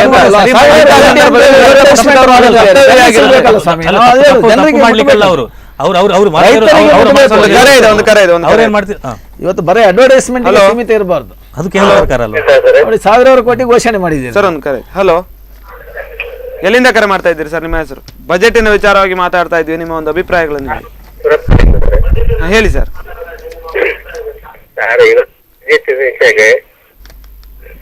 ಸರ್ ಸರ್ ಇವರು ಸಾಲ ಮನ್ನಾ ಅಂತ ಹೇಳ್ತಾರಲ್ಲ ಸರ್ ರೈತರದ್ದು. ಹೌದು ಹೇಳಿ. ಯಾರ್ದು ಸರ್ ಅವ್ರು ಕೊಡುದು? ನಾವು ಇಲ್ಲಿ ಟ್ಯಾಕ್ಸ್ ಮಾಡೋದು. ಅವರು ಅಲ್ಲಿ ಎಷ್ಟು ಕೊಟ್ಟಿದೆ? 1500 ಕೋಟಿ ಒಂದು ಕಂತಲ್ಲಿ ಕೊಟ್ಟಿದ್ದೇನೆ, 5500 ಇನ್ನೊಂದು ಕಂತಿ ಕೊಟ್ಟಿದ್ದೇನೆ ಅಂತ ಹೇಳ್ತಾರೆ. ಟೋಟಲ್ ಇದು ಅಮೌಂಟ್ ಉಂಟಲ್ಲ ಅದು ನಮ್ಮ ಪಾಪದವರ ದುಡ್ಡಲ್ಲ ಸರ್. ಇದು ನೋಡಿ ಡೀಸೆಲ್ಗೆ ಸೆಸ್ ಹಾಕಿದಾರಲ್ಲ, ಅದು ಯಾವ್ದು ನಮ್ದು? ನಮಗೆ ಈಗ ಬಸ್ ಅಲ್ಲಿ ಹೋಗುವಾಗ ಅಲ್ಲಿ ರೇಟ್ ಎಷ್ಟು ಮಾಡ್ತಾರೆ. ಇವರು ಸುಮ್ಮನೆ ರೈತರಿಗೆ ಅಂತ ಅವರನ್ನು ಒಂದು ಇದು ಮಾಡಿ ವೋಟ್ ಬ್ಯಾಂಕ್ ರಾಜಕೀಯ ಮಾಡಬಾರ್ದಲ್ಲ. ಈ ಕುರಿತಾಗಿ ನಾನು ಚರ್ಚೆಯನ್ನ ಮಾಡ್ತೇನೆ ಸರ್, ಅವ್ರ ಹತ್ರ ಕೇಳ್ತೇನೆ. ಧನ್ಯವಾದಗಳು. ಸಾಲ ಮನ್ನಾ ಅಂದ್ರೆ ಎಲ್ರಿಗೂ ಈಗ ನಾವು ಕೂಡ ದುಡಿಯೋರು, ನಮಗೆ ಕೂಡ ಸಂಬಳ ಹೆಚ್ಚು ಮಾಡ್ಬಾರ್ದಲ್ಲ ಅವರಿಗೆ. ಇದೇ ಕುರಿತಾಗಿ ನಾನು ಮಾತಾಡ್ತೇನೆ ಸರ್, ಇದೇ ಕುರಿತಾಗಿ ಚರ್ಚೆ ಮಾಡ್ತೇನೆ. ಧನ್ಯವಾದಗಳು. ಸೊ ಅವ್ರು ಕೇಳಿದ್ರು ಸಾಲ ಮನ್ನಾ ಅಂತಂದ್ರೆ ಏನು ಅಂತ. ಅಂದ್ರೆ ನಾವೇ ಕೊಟ್ಟಂತ ಒಂದು ಹಣವನ್ನ ನಮಗೆ ವಾಪಸ್ ಕೊಡೋದಾಗಾದ್ರೆ ಸಾಲ ಮನ್ನಾ ಅಂತಂದ್ರೆ ಇಷ್ಟೇನಾ ಅಂತ. ಸಾಲ ಮನ್ನಾ ಆ ಒಂದು ವಿಶೇಷ ಆ ಒಂದು ಕೆಲಸಕ್ಕೆ ಬರೋದಿಲ್ಲ. ಯಾಕಂತ ಹೇಳಿದ್ರೆ ಒಂದು ಪ್ರಜಾತಂತ್ರ ವ್ಯವಸ್ಥೆಯಲ್ಲಿ ಒಂದು ಜನಸಾಮಾನ್ಯರಿಂದ ತೆಗೆದುಕೊಂಡ ಟ್ಯಾಕ್ಸ್ ಅನ್ನೇ ಒಂದು ಆಡಳಿತ ನಡೆಸುವಂತ ಸರ್ಕಾರಗಳನ್ನು ಬಳಸಿಕೊಳ್ಳುವಂಥದ್ದು. ಅದರಲ್ಲೇ ಒಂದು ಜನಪರ ಯೋಜನೆಗಳನ್ನ ಯಾವ ಯೋಜನೆಗಳನ್ನ ಯಾವ ರೀತಿಯಲ್ಲಿ ಮಾಡ್ಕೊಂಡು ಹೋಗಬೇಕು, ಅದಕ್ಕೋಸ್ಕರ ಒಂದು ಬಜೆಟ್ ಅನ್ನು ಮಂಡಿಸಿ ಅದನ್ನು ನಾವು ಯಾವ ರೀತಿಯಲ್ಲಿ ತಗೊಂಡು ಹೋಗಬೇಕು ಅನ್ನೋಂಥದ್ದನ್ನು ನಾವು ಮಾಡ್ಕೊಂಡು ಹೋಗುವಂಥದ್ದು. ಅದರ ಬಗ್ಗೆ ಈಗ ನಾವು ಆ ರೀತಿಯಿಂದ ಈ ರೀತಿ ಆಯ್ತು, ಆ ರೀತಿ ನಾವು ಚರ್ಚೆ ಮಾಡಲಿದ್ರೆ ಅದಕ್ಕೆ ಸರಿಯಾಗುದಿಲ್ಲ. ಯಾಕಂತ ಹೇಳಿದ್ರೆ ಆದರೆ ಜನಪರ ಯೋಜನೆಗೆ ನಾವು ಇಷ್ಟು ಇರುವಂಥ ದುಡ್ಡಲ್ಲಿ ನಾವು ಜನಪರ ಯೋಜನೆಗಳನ್ನ ಜನರಿಗೆ ಅನುಕೂಲವಾಗುವಂಥ ಯೋಜನೆಗಳನ್ನ ಯಾವ ರೀತಿಯಲ್ಲಿ ತರಬಹುದು, ಯಾವುದೋ ಒಂದು ನಮ್ಮಲ್ಲಿ ಇರುವಂಥ ರೈತಾಪಿ ವರ್ಗ ಆಗಿರ್ಬೋದು ಅಥವಾ ನಮ್ಮ ಮಧ್ಯಮ ವರ್ಗ ಆಗಿರ್ಬೋದು ಅಥವಾ ಇನ್ನೊಬ್ರು ಈಗ ಯಾವ ರೀತಿಯಲ್ಲಿ ಅವರಿಗೆ ಅನುಕೂಲಗಳು ಮಾಡಿಕೊಡ್ಬೇಕಾಗತ್ತೆ. ಆ ನಿಟ್ಟಿನಲ್ಲಿ ಹೋದಾಗ ಕಳೆದ ಹಲವಾರು ವರ್ಷಗಳಿಂದ ಬರಗಾಲ ಪೀಡಿತವಾಗಿರುವಂತಹ ನಮ್ಮ ಕರ್ನಾಟಕದಲ್ಲಿ ನಿಜವಾಗ ರೈತರ ಭಾರಿ ಸಂಕಷ್ಟಕ್ಕೆ ಬಿದ್ದಿದ್ರು. ಹಾಗಿರುವಾಗ ಅವರಿಗೆ ಅನ್ನದಾತನಿಗೆ ಒಂದು ಸ್ವಲ್ಪ ಮೇಲೆತ್ತುವ ಕೆಲಸವನ್ನು ಮಾಡಬೇಕು ಅನ್ನುವಂಥ ನಿಟ್ಟಿನಲ್ಲಿ ಈ ರೀತಿಯ ಒಂದು ಕಾರ್ಯಕ್ಕೆ ಹೋಗಿದ್ದೆ ಬಿಟ್ರೆ ಅದನ್ನು ಬಿಟ್ಟು ನಾವು ಸುಮ್ಮನೆ ನಾವು ಬೇರೆ ರೀತಿಯಲ್ಲಿ ಮಾತಾಡ್ಕೊಂಡು ಹೋಗುವಂತಲ್ಲ. ದಯವಿಟ್ಟು ಒಂದ್ ನಿಮಿಷ ಸರ್, ಅಲ್ಲ ಈಗ ನೋಡಿ ಎಲ್ಲ ಈಗ ನೀರಾವರಿಗಳ ಕಾರ್ಯಕ್ರಮಗಳು ಉಂಟಲ್ಲ ಎಲ್ಲದಕ್ಕೂ ಅದೇ ರೀತಿಯಲ್ಲಿ ಹೋಗ್ತಾ ಉಂಟು. ಈಗ ವಿಶೇಷವಾಗಿ ನಾ ಹೇಳಿದೆ ಬ್ರೆಜಿಲ್ನ ಇಸ್ರೇಲ್ನ ಕೃಷ್ಣಾ ಮೇಲ್ದಂಡೆ ಯೋಜನೆಗಳನ್ನ ಯಾಕೆ ಸ್ಥಗಿತ ಮಾಡಿದಿರಿ? ಹೋಗ್ತಾ ಇಲ್ಲ ಸ್ವಾಮಿ. ಒಂದು ಪ್ರಶ್ನೆಯನ್ನ ಕೇಳ್ತೇನೆ ನಾನು. ಯೋಜನೆಗಳು ಸಾಕಷ್ಟಿದೆ, ಅನುದಾನಗಳು ಕೂಡ ಸಾಕಷ್ಟಿದೆ, ಆದ್ರೆ ಈಡೇರೋದು ಎಷ್ಟು ಅಂತ. ಬರಗಾಲಕ್ಕೆ ಸ್ಪಂದನೆ ಕೊಡ್ಲಿಲ್ಲ. ಇವತ್ತು ನರೇಗಾದ ಹಣ ಕಳೆದ ಒಂದು ತಿಂಗಳಲ್ಲಿ ಬಂದಿಲ್ಲ. ಈ ಬಗ್ಗೆ ಒಂದು ಪ್ರಶ್ನೆಯನ್ನು ಇವರಿಗೆ ಕೇಳಿದೆ ನಾನು. ಏನು ಅನುದಾನಗಳು ಯೋಜನೆಗಳು ಸಾಕಷ್ಟಿದೆ, ಬೆಟ್ಟದಷ್ಟಿದೆ, ಆದ್ರೆ ಈಡೇರಿಸೋದು ಎಷ್ಟು ಅಂತ. ಅಲ್ಲಿ ಈಡೇರಿಸ್ತಾ ಉಂಟು. ಈಗ ನಮ್ಮ ಸರ್ಕಾರದಲ್ಲಿ ಬಂದು 7 ತಿಂಗಳಲ್ಲಿ ನೀವು ಯಾಕಂದ್ರೆ ಈಗ ಬಜೆಟಿನ ಇದಾದ ಮೇಲೆ ಉಂಟಲ್ಲ ಎಷ್ಟು ಪರ್ಸೆಂಟ್ ಏನು ಕೆಲಸ ಆಗಿದೆ ಅದರ ಬಗ್ಗೆ ನಮಗೆ ಡೀಟೇಲ್ ಸಿಗ್ತದೆ. ಯಾಕಂತ ಹೇಳಿದ್ರೆ ಪ್ರಾಯಶಃ ನಮ್ಮ ಸರ್ಕಾರದಲ್ಲಿ ಪ್ರತಿಯೊಂದು ಈಗ ಪುನಃ ನಾ ಹೇಳಿಕೋದ್ರೆ ಸಾಲ ಮನ್ನಾ ಅಂತ ಆಗ್ತದೆ. ಅದಕ್ಕೆ ನಾನು ಅದನ್ನು ಹೇಳಿಕ್ ಹೋಗುದಿಲ್ಲ. ಎಲ್ಲಾ ಇಲಾಖೆಗಳಲ್ಲಿ ಯಾವ ರೀತಿಯಲ್ಲಿ ಕೆಲಸ ಆಗಬೇಕು ಆ ಎಲ್ಲ ಕೆಲಸಗಳು ಅದಕ್ಕೆ ಇದಾಗ್ತಾ ಉಂಟು. ಎಲ್ಲ ಸ್ಥಳೀಯ ಆಡಳಿತ ಎಲ್ಲ ಸ್ಥಳೀಯ ಅಧಿಕಾರಿಗಳಿಂದ ಹಿಡ್ಕೊಂಡು ಎಲ್ಲರನ್ನು ಒಟ್ಟಿಗೆ ಸೇರಿಸಿಕೊಂಡು ಮತ್ತೆ ಇನ್ನೊಂದು ವಿಶೇಷವಾಗಿ ಕುಮಾರಸ್ವಾಮಿ ಅವರು ಒಂದು ಕೆಲಸವನ್ನು ಮಾಡಿದ್ರು. ಅವರು ಎಲ್ಲ DC-ಗಳ ಹತ್ರ ಪ್ರತಿಯೊಂದು ಜಿಲ್ಲೆಯಲ್ಲಿ ಆ ಜಿಲ್ಲೆಯಲ್ಲಿ ಯಾವ ಕೆಲಸ ಕಾರ್ಯಗಳು ಯಾವ ರೀತಿಯಲ್ಲಿ ಆಗಬೇಕು ಅಂತ ಹೇಳಿ DC-ಗಳ 3 ದಿನ ಕಾನ್ಫರೆನ್ಸ್ ಕರೆದು ವಿಡಿಯೋ ಕಾನ್ಫರೆನ್ಸ್ ಅಲ್ಲಿ ಅವರು ಇದಕ್ಕೆ ಹೇಳಿದ್ದಾರೆ. ಯಾಕಂದ್ರೆ ಎಲ್ಲಿ ಅದರಲ್ಲಿ ಯಾವ ಕೆಲಸಗಳಾಗಬೇಕು ನೀವು ಅದನ್ನು ವಿಶೇಷವಾಗಿ ಅಲ್ಲಿ ಯಾವುದು 1 ಯಾವುದು 2 ಯಾವುದು ಮೊದಲನೇ ಪ್ರಶಸ್ತಿ ಯಾವುದಕ್ಕೆ ಎರಡನೇ ಪ್ರಶಸ್ತಿ ಯಾವುದಕ್ಕೆ ಇದರಲ್ಲಿ 3 ಸಲ ವಿಡಿಯೋ ಕಾನ್ಫರೆನ್ಸ್ ಮೂಲಕ 2 ಸಲ ಅದರ ಖುದ್ದು ಮೀಟಿಂಗ್ ಕರೆದು ಅವರೆಲ್ಲರೂ ಇದನ್ನು ತಗೊಂಡಿದ್ದಾರೆ. ಯಾಕಂತ ಹೇಳಿದ್ರೆ ಈ ರೀತಿಯಲ್ಲಿ ಯಾಕಂದ್ರೆ ಒಂದು ಸರ್ಕಾರ ನಡೆಸುವಂಥ ರೀತಿ ಅದು. ಹಾಗಾಗಿ ಅದನ್ನ ಯಾಕಂದ್ರೆ ಅದರ ಜವಾಬ್ದಾರಿಯನ್ನು DC ಅವರಿಗೆ ಒಂದು ಕೊಟ್ಟ ಮೇಲೆ ಅದು ಆ ಕೆಲಸ ಕಾರ್ಯಗಳು ಹೋಗ್ತದೆ. ಅದನ್ನು ನೋಡಿಕೊಳ್ಳಿಕ್ಕೆ ಅಂತ ಹೇಳಿದ್ರೆ ನಾವು ಈ ರೀತಿಯ ಒಂದು ಅಧಿಕಾರಿಗಳ ಒಂದು ತಂಡವನ್ನು ಮಾಡಿಕೊಂಡು ಇರುವಂಥದ್ದು. ಹಾಗಾಗಿ ಎಲ್ಲಾ ಕೆಲಸಗಳು ಇದು ನಾವು ಬಂದು 7 ತಿಂಗಳಾಗಿದ್ರು ಕೂಡ ಕೆಲಸಗಳ ಆರಾಮಾಗಿ ಆಗ್ತಾ ಉಂಟು. ಒಂದು ನಿಮಿಷ, ನೀವು ನಿಮ್ಮ ಉತ್ತರಕ್ಕೆ ನಿಮ್ಮ ಕ್ವಶನ್ಗೆ ಇನ್ನೊಂದು ನಮ್ಮ ಬಜೆಟ್ ಇದಾದ ಕೂಡಲೇ ಅದನ್ನು ಬರುವಂತಹ ಒಂದು ಬೇಕಾದ್ರೆ ಯಾವ ರೀತಿಯಲ್ಲಿ ಎಷ್ಟರ ಮಟ್ಟಿಗೆ ಕೆಲಸ ಕಾರ್ಯಗಳಾಗಿದೆ ಅದು ಮುಂದಿನ ದಿನಗಳಲ್ಲಿ ನಾನೇ ಬೇಕಾದ್ರೆ ನಿಮ್ಗೆ ತಂದು ಕೊಡ್ಲಿಕ್ಕೆ ನಾನು ಪ್ರಯತ್ನ ಮಾಡ್ತೀನಿ. ಖಂಡಿತ ಅದು ಬೇಕಾಗ್ತದೆ. ಎಸ್ ಶಿವಕುಮಾರ್ ಅವರೇ, ಒಂದು ಕೇಳ್ತೇನೆ. ಯಡಿಯೂರಪ್ಪನವರು ಸಾಲ ಮನ್ನಾವನ್ನ ಶುರು ಮಾಡಿದ್ರು ಅವರ ಒಂದು ಸರ್ಕಾರದಲ್ಲಿ ಅಂತ ನೀವು ಹೇಳಿದ್ರಿ. ಹಾಗಾದ್ರೆ ಸಾಲ ಮನ್ನಾ ಅಂತಕ್ಕಂಥದ್ದು ಘೋಷಿಸೋದು ಸುಲಭ, ಆದ್ರೆ ಮಾಡೋದು ತುಂಬಾ ಕಷ್ಟ ಅಂತ ಒಂದು ಮಾತುಗಳಿದೆ. ಇನ್ನು ಆರ್ಥಿಕ ತಜ್ಞರು ಹೇಳಿರೋ ಪ್ರಕಾರ ಇದು ಸರ್ಕಾರಕ್ಕೆ ತುಂಬಾ ಹೊರೆಯಾಗತ್ತೆ, ಅಂದ್ರೆ ಇಡೀ ಒಂದು ರಾಜ್ಯಕ್ಕೆ ಇದು ತುಂಬಾ ಹೊರೆಯಾಗಿ ಪರಿಣಮಿಸುತ್ತೆ ಅಂತ ಒಂದು ಯೋಜನೆಯನ್ನ ಯಡಿಯೂರಪ್ಪನವರು ಯಾಕೆ ಶುರು ಮಾಡಿದ್ರು ಅಂತ, ಶುರು ಮಾಡುವಂತ ಒಂದು ಅವಶ್ಯಕತೆ ಇತ್ತ ಅಂತ. ನಮ್ಮ ದೇಶ ಹಳ್ಳಿಗಳ ದೇಶ. ಇವತ್ತು ರೈತರು ಬೆನ್ನೆಲುಬು ಅಂತ ಹೇಳ್ಬೋದು, ಅನ್ನದಾತ ಅಂತ ಹೇಳ್ತೇವೆ. ನಮ್ಗೆ ಇವತ್ತು 3 ಹೊತ್ತಿನ ಊಟ ಮಾಡ್ಬೇಕಂತ ಹೇಳಿದರೆ 1 ಹೊತ್ತಿನ ಊಟ ಅಂತ ಹೇಳ್ಬೋದು ಬೇಕಾದ್ರೆ. ಅದು ಅವರು ಅನ್ನದಾತರು ಇವತ್ತು ಅವರು ದುಡಿದ್ರೆ ಬೇಸಾಯ ಮಾಡಿದರೆ ನಮಗೆ ಸಿಗ್ತದೆ. ಹಾಗಿರುವಾಗ ಇವತ್ತು ಹೆಚ್ಚಿನ ತಾಲೂಕುಗಳು ಬರಪೀಡಿತ ಅಂತೇಳಿ ಘೋಷಣೆ ಮಾಡ್ತಾ ಇದ್ದೇವೆ. ಈ ಸಲ ಇರ್ಬೋದು, ಹಿಂದಿನ ಸಲ ಇರ್ಬೋದು. ಹಾಗಾಗಿ ಅಂಥ ಅನ್ನದಾತರು ಕಷ್ಟದಲ್ಲಿರುವಾಗ ನೀರಾವರಿ ಯೋಜನೆಗಳು ಅಲ್ಲಿ ಸ್ಥಗಿತ ಆಗಿರ್ತದೆ, ನೀರು ಇರುವುದಿಲ್ಲ, ಅಥವಾ ಬೆಳೆಗಳಲ್ಲಿ ಬೆಂಬಲ ಬೆಲೆಗಳು ಸಿಗುವುದಿಲ್ಲ. ಅಂಥ ಸಂದರ್ಭದಲ್ಲಿ ಅಂಥ ರೈತರು ಯಾವ ರೀತಿಯಲ್ಲಿ ತಮ್ಮ ಉತ್ಪನ್ನವನ್ನು ಮಾರುಕಟ್ಟೆ ತಗೊಂಡು ಹೋಗ್ಬೇಕು ಅಥವಾ ಯಾವ ರೀತಿಯಲ್ಲಿ ಅನ್ನದಾತರು ಅದನ್ನು ಪ್ರೊಡ್ಯೂಸ್ ಮಾಡಬೇಕನ್ನುವಂಥ ಚಿಂತನೆ ಇರ್ತದೆ. ಯಾವುದೇ ಸರ್ಕಾರಗಳಿರ್ಬೋದು, ಸರ್ಕಾರದ ಅದು ಆದ್ಯತೆಗಳಿರ್ತದೆ. ಯಾಕಂತ ಹೇಳಿದರೆ ಭಾಳಷ್ಟು ರೈತರು ಇವತ್ತು ಸಾವಿರಾರು ಅಂತ ಹೇಳ್ಬೋದು, ಒಟ್ಟಾರೆ ಲೆಕ್ಕ ಹೇಳಿದರೆ ಇವತ್ತು ಆತ್ಮಹತ್ಯೆಯನ್ನು ಮಾಡಿರುವಂಥದ್ದು ಇಂಥದ್ದೆಲ್ಲ ಏನು ಬೆಳವಣಿಗೆ ಇದೆ, ಅದು ರೈತರ ಸಂಕಷ್ಟವನ್ನು ಬಿಂಬಿಸ್ತದೆ ಇವತ್ತು. ಯಾಕಂತೇಳಿ ಅನ್ನದಾತರ ಕೃಷಿಗೆ ಖಂಡಿತವಾಗಿ ನಾವು ಒತ್ತು ಕೊಡಬೇಕಾಗ್ತದೆ. ಇವತ್ತು ಕೇವಲ ಒಂದು ಮಹಾನಗರಿಗಳ ಅಭಿವೃದ್ಧಿ ಅಥವಾ ದೊಡ್ಡ ದೊಡ್ಡ ಕೈಗಾರಿಕೆಗಳಿಗೆ ಮಾತ್ರ ಪ್ರಾಶಸ್ತ್ಯ ನೀಡದೆ ಹಳ್ಳಿಗಳು ಇವತ್ತು ಬೆನ್ನೆಲುಬು ಅಂತ ಹೇಳ್ಬೋದು. ಕೃಷಿ ಚಟುವಟಿಕೆಗಳಿಗೆ ಕೂಡ ಒತ್ತು ಕೊಡಬೇಕನ್ನೋ ದೃಷ್ಟಿಯಲ್ಲಿ ಯಡಿಯೂರಪ್ಪರು ಇವತ್ತು ಪ್ರಥಮ ಕೃಷಿ ಬಜೆಟನ್ನು ಅವತ್ತು ಮಂಡಿಸಿದ್ರು, ಅಥವಾ ಸಾಲ ಮನ್ನಾದಂಥ ಒಂದು ಒಳ್ಳೆಯ ಕೆಲಸ ಅಂತ ಹೇಳ್ಬೋದು. ರೈತರ ಪರವಾಗಿ ಹೇಳುವುದಿದ್ದರೆ ಅದಕ್ಕೆ ಕೈ ಹಾಕಿದ್ದಾರೆ. ಅದು JDS ನಮ್ಮ ಕಾಂಗ್ರೆಸ್ BJP ಸಂದರ್ಭದಲ್ಲಿ ಆಗಿದೆ, ಕಾಂಗ್ರೆಸ್ಸಲ್ಲೂ ಇವತ್ತು JDS ಇಂದ ಅದು ಆಗ್ತಾ ಇದೆ. ಆದರೆ ನಂತರದ ದಿನಗಳಲ್ಲಿ ಹಳಿ ತಪ್ತಾ ಇದೆಯಾ ಅಂತ ಇವತ್ತು. ಯಾಕಂತ ಹೇಳಿದ್ರೆ ಮೊದಲೇ ಆದ ರೀತಿಯಲ್ಲಿ ಶಿಸ್ತುಬದ್ಧವಾಗಿ ಈಗ ಆಗ್ತಾ ಇಲ್ಲ ಅಂತ ಹೇಳುವಂಥದ್ದು ನಾವು ಒತ್ತಿ ಹೇಳ್ತೇವೆ. ಯಾಕಂತ ಹೇಳಿದ್ರೆ ಒಂದು ತೊಟ್ಟು ನೀರು ಬಾಯಾರಿಕೆ ಅದನ್ನು ಕೊಟ್ಟರು ಕೂಡ ಆ ಸಂದರ್ಭದಲ್ಲಿ ಸಿಕ್ಕಿದ್ರೆ ಮಾತ್ರ ಪ್ರಯೋಜನ ಆಗ್ತದೆ. ಯಾಕಂತ ಹೇಳಿದ್ರೆ ಅವನಿಗೆ ಬಾಯಾರಿಕೆ ಅದು ಕೈ ಮೀರಿ ಹೋದ್ಮೇಲೆ ನೀರು ಕೊಟ್ಟರೆ ಏನು ಪ್ರಯೋಜನ ಇಲ್ಲ. ಹಾಗಾಗಿ ಇವತ್ತು ಏನು ಸಾಲ ಮನ್ನಾ ಮಾಡಿದ್ದಾರೆ ಅದು ಆ ರೈತರಿಗೆ ಸಂಕಷ್ಟದಲ್ಲಿ ರೈತರಿಗೆ ಆ ಸಂದರ್ಭದಲ್ಲಿ ಸಿಕ್ಕಿದ್ರೆ ಮಾತ್ರ ಅದು ಪ್ರಯೋಜನ ಆಗ್ತದೆ. 6 ತಿಂಗಳಿಗಿಂತ ಮುಂಚೆ ನೀವು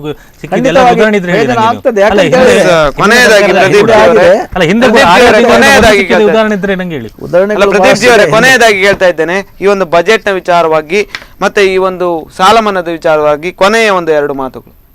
ಅಲ್ಲ, ಬಜೆಟ್ ಜನಸಾಮಾನ್ಯರಿಗೆ ಎಲ್ಲ ವರ್ಗದ ಎಲ್ಲ ಇವರಿಗೆ ಬೇಕಾದಂಥ ಒಂದು ಜನಸಾಮಾನ್ಯರಿಗೆ ಬೇಕಾದಂಥ ಬಜೆಟ್. ಇದು ಮೊದಲನೇ ಹೇಳಿದೆ ನಾನು.